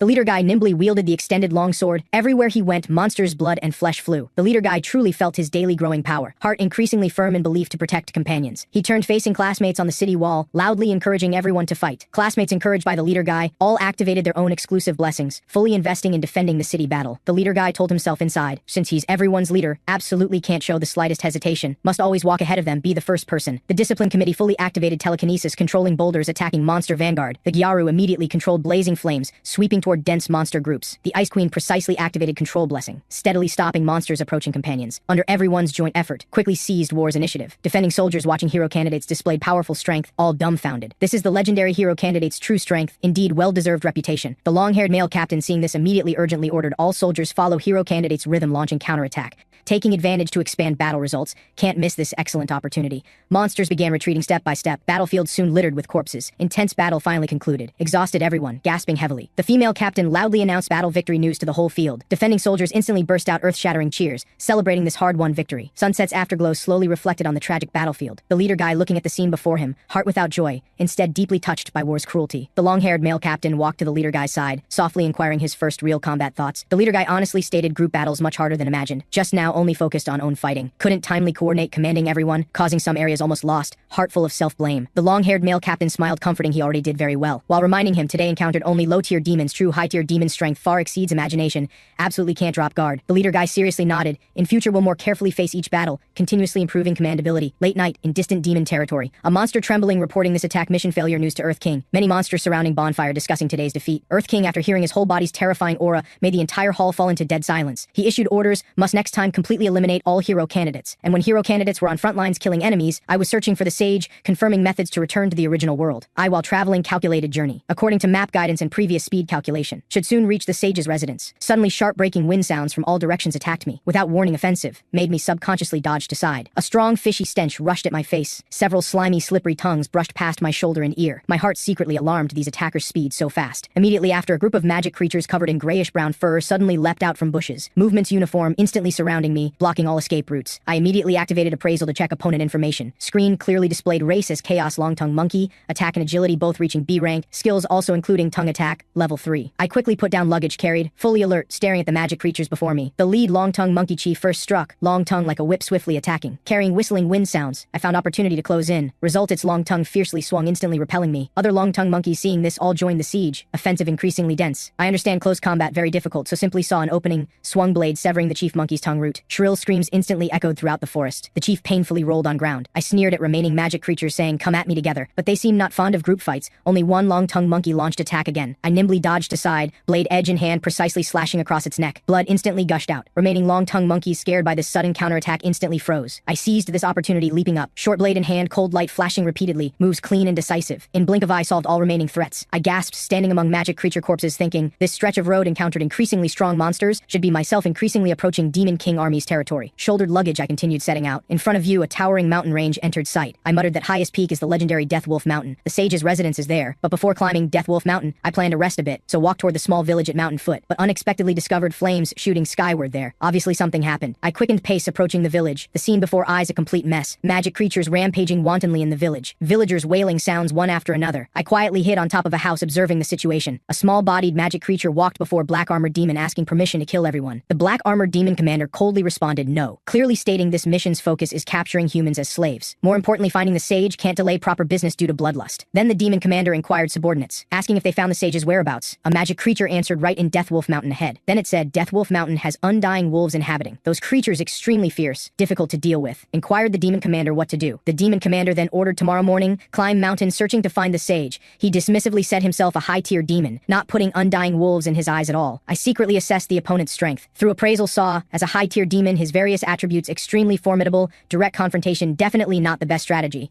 Just as I pondered, the commander suddenly alertly shouted loudly, saying detected nearby, outsider aura. His subordinate magic creatures immediately scattered, beginning carpet search. I thought inside I'm an assassin, concealing whereabouts for me easy as pie. They fundamentally impossible to find me. While turning and leaping on rooftops, I inadvertently glimpsed villagers bound by magic creatures to the side. After silent moment I turned to leave. Heart though reluctant also clear I have no reason to save them. My goal same as demons both finding the sage must reach mountaintop first. I quickened pace rushing toward Death Wolf Wolf Mountain's direction. Figure quickly disappeared into vast mountain forest. Don't know how long passed, I finally almost climbed to mountain top. Dim light, gravel under feet, continuously sliding down cliff. Such precipitous place, slightest carelessness will fall into bottomless abyss. I had to deliberately slow pace advancing. A trace of weak aura quietly transmitted from darkness. I instantly alert this definitely undying wolf's aura. Next second, a shrill wolf howl suddenly broke mountain forest silence. Groups of undying wolves from all directions suddenly pounced. Offensive, coordinated, and swift, also without flaws. I swiftly leapt up, steadily landing on thick tree branch beside. Overlooking wildly restless wolfpack below trees, I activated appraisal. Discovered their most outstanding is possessing cooperation skill. Wolfpack below trees began frantically biting tree trunk. Huge force made entire tree violently shake. I quickly plucked several leaves, injecting magic power into them. Originally flexible leaves instantly transformed into sharp blades, accompanied by breaking wind sounds shot straight out, precisely hitting one undying wolf's neck, beheading it. Wolf corpse crashed to ground. I took advantage of chaos, leaping down from shaking branches. Remaining wolfpack seeing this immediately launched siege again. I gathered magic power, continuously shooting simple light blades. Two more undying wolves fell in response. I began guiding internal magic power, strengthening own body. Barehanded beat two wolves to death. Other undying wolves seeing this let out low growls. I clenched fists, thinking might as well take this opportunity, practice overcoming over-reliance on blessing weakness. Wolfpack launched attack again. I pulled out throwing knives from chest, quickly killed them. Just at this time, an aura far stronger than before suddenly approached from ahead.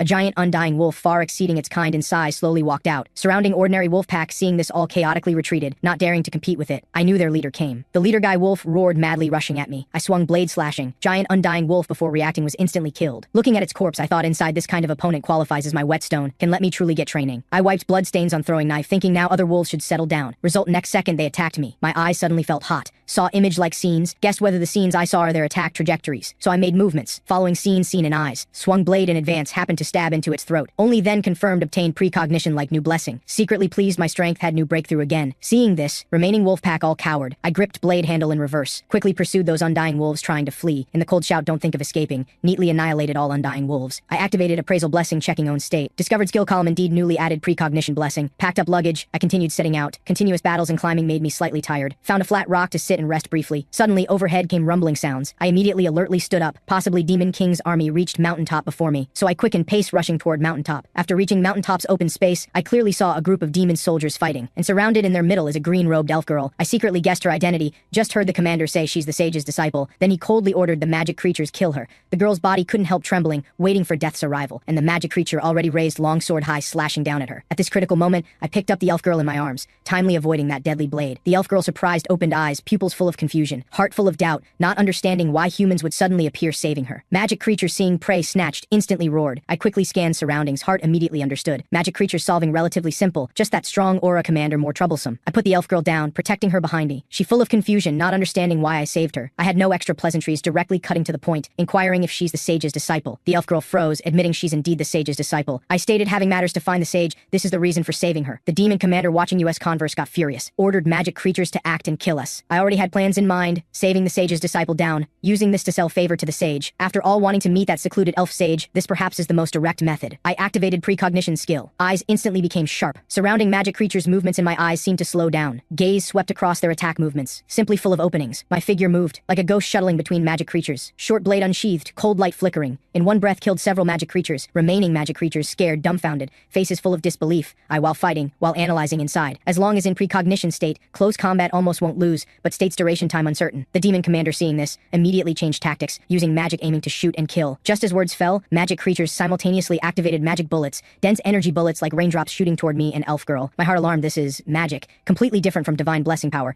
carrying pure dark energy. Just at this critical moment, the elf girl immediately began chanting spells, calling wind spirits to blow magic bullets away. Wind suddenly rose, forming invisible barrier, blowing away all magic bullets. This is through borrowing spirit's power to realize extraordinary phenomena, elves' unique skill. The elf girl turned, telling me, thanks to me just now buying time, elves all slightly rested, she could smoothly activate magic. The demon commander seeing attack ineffective, face showing irritated expression. I stared tightly at him, thinking inside, finally time for the main person. I turned to the elf girl, requesting her, if surrounding small soldiers attack over, she'll solve them, and I'll be responsible for killing that commander. The elf girl nodded, responding can help. Then I put down pack, directly charged at demon commander. He already prepared, raised longsword meeting it. We two instantly entangled fighting, blade collision sounds echoing on mountaintop. I secretly amazed this guy's swordsmanship actually so exquisite. Both sides back and forth fought for very long, neither could gain advantage. Suddenly, the demon commander seized opening, slashing down. Fortunately, I, relying on precognition predicted in advance, timely jumped back, avoiding vital points. He frowned, seemed somewhat surprised, sizing me up and down, and I could feel waist wound continuously flowing out blood. After a while, the demon commander stated really regrettable, saying if I weren't human, Ray should be able to defeat him. I then activated appraisal, again checking his detailed information, confirming whether his skills changed. Though same as last night, but high-tier demons possess innate physical advantages and keen senses, fighting head-on unfavorable for me.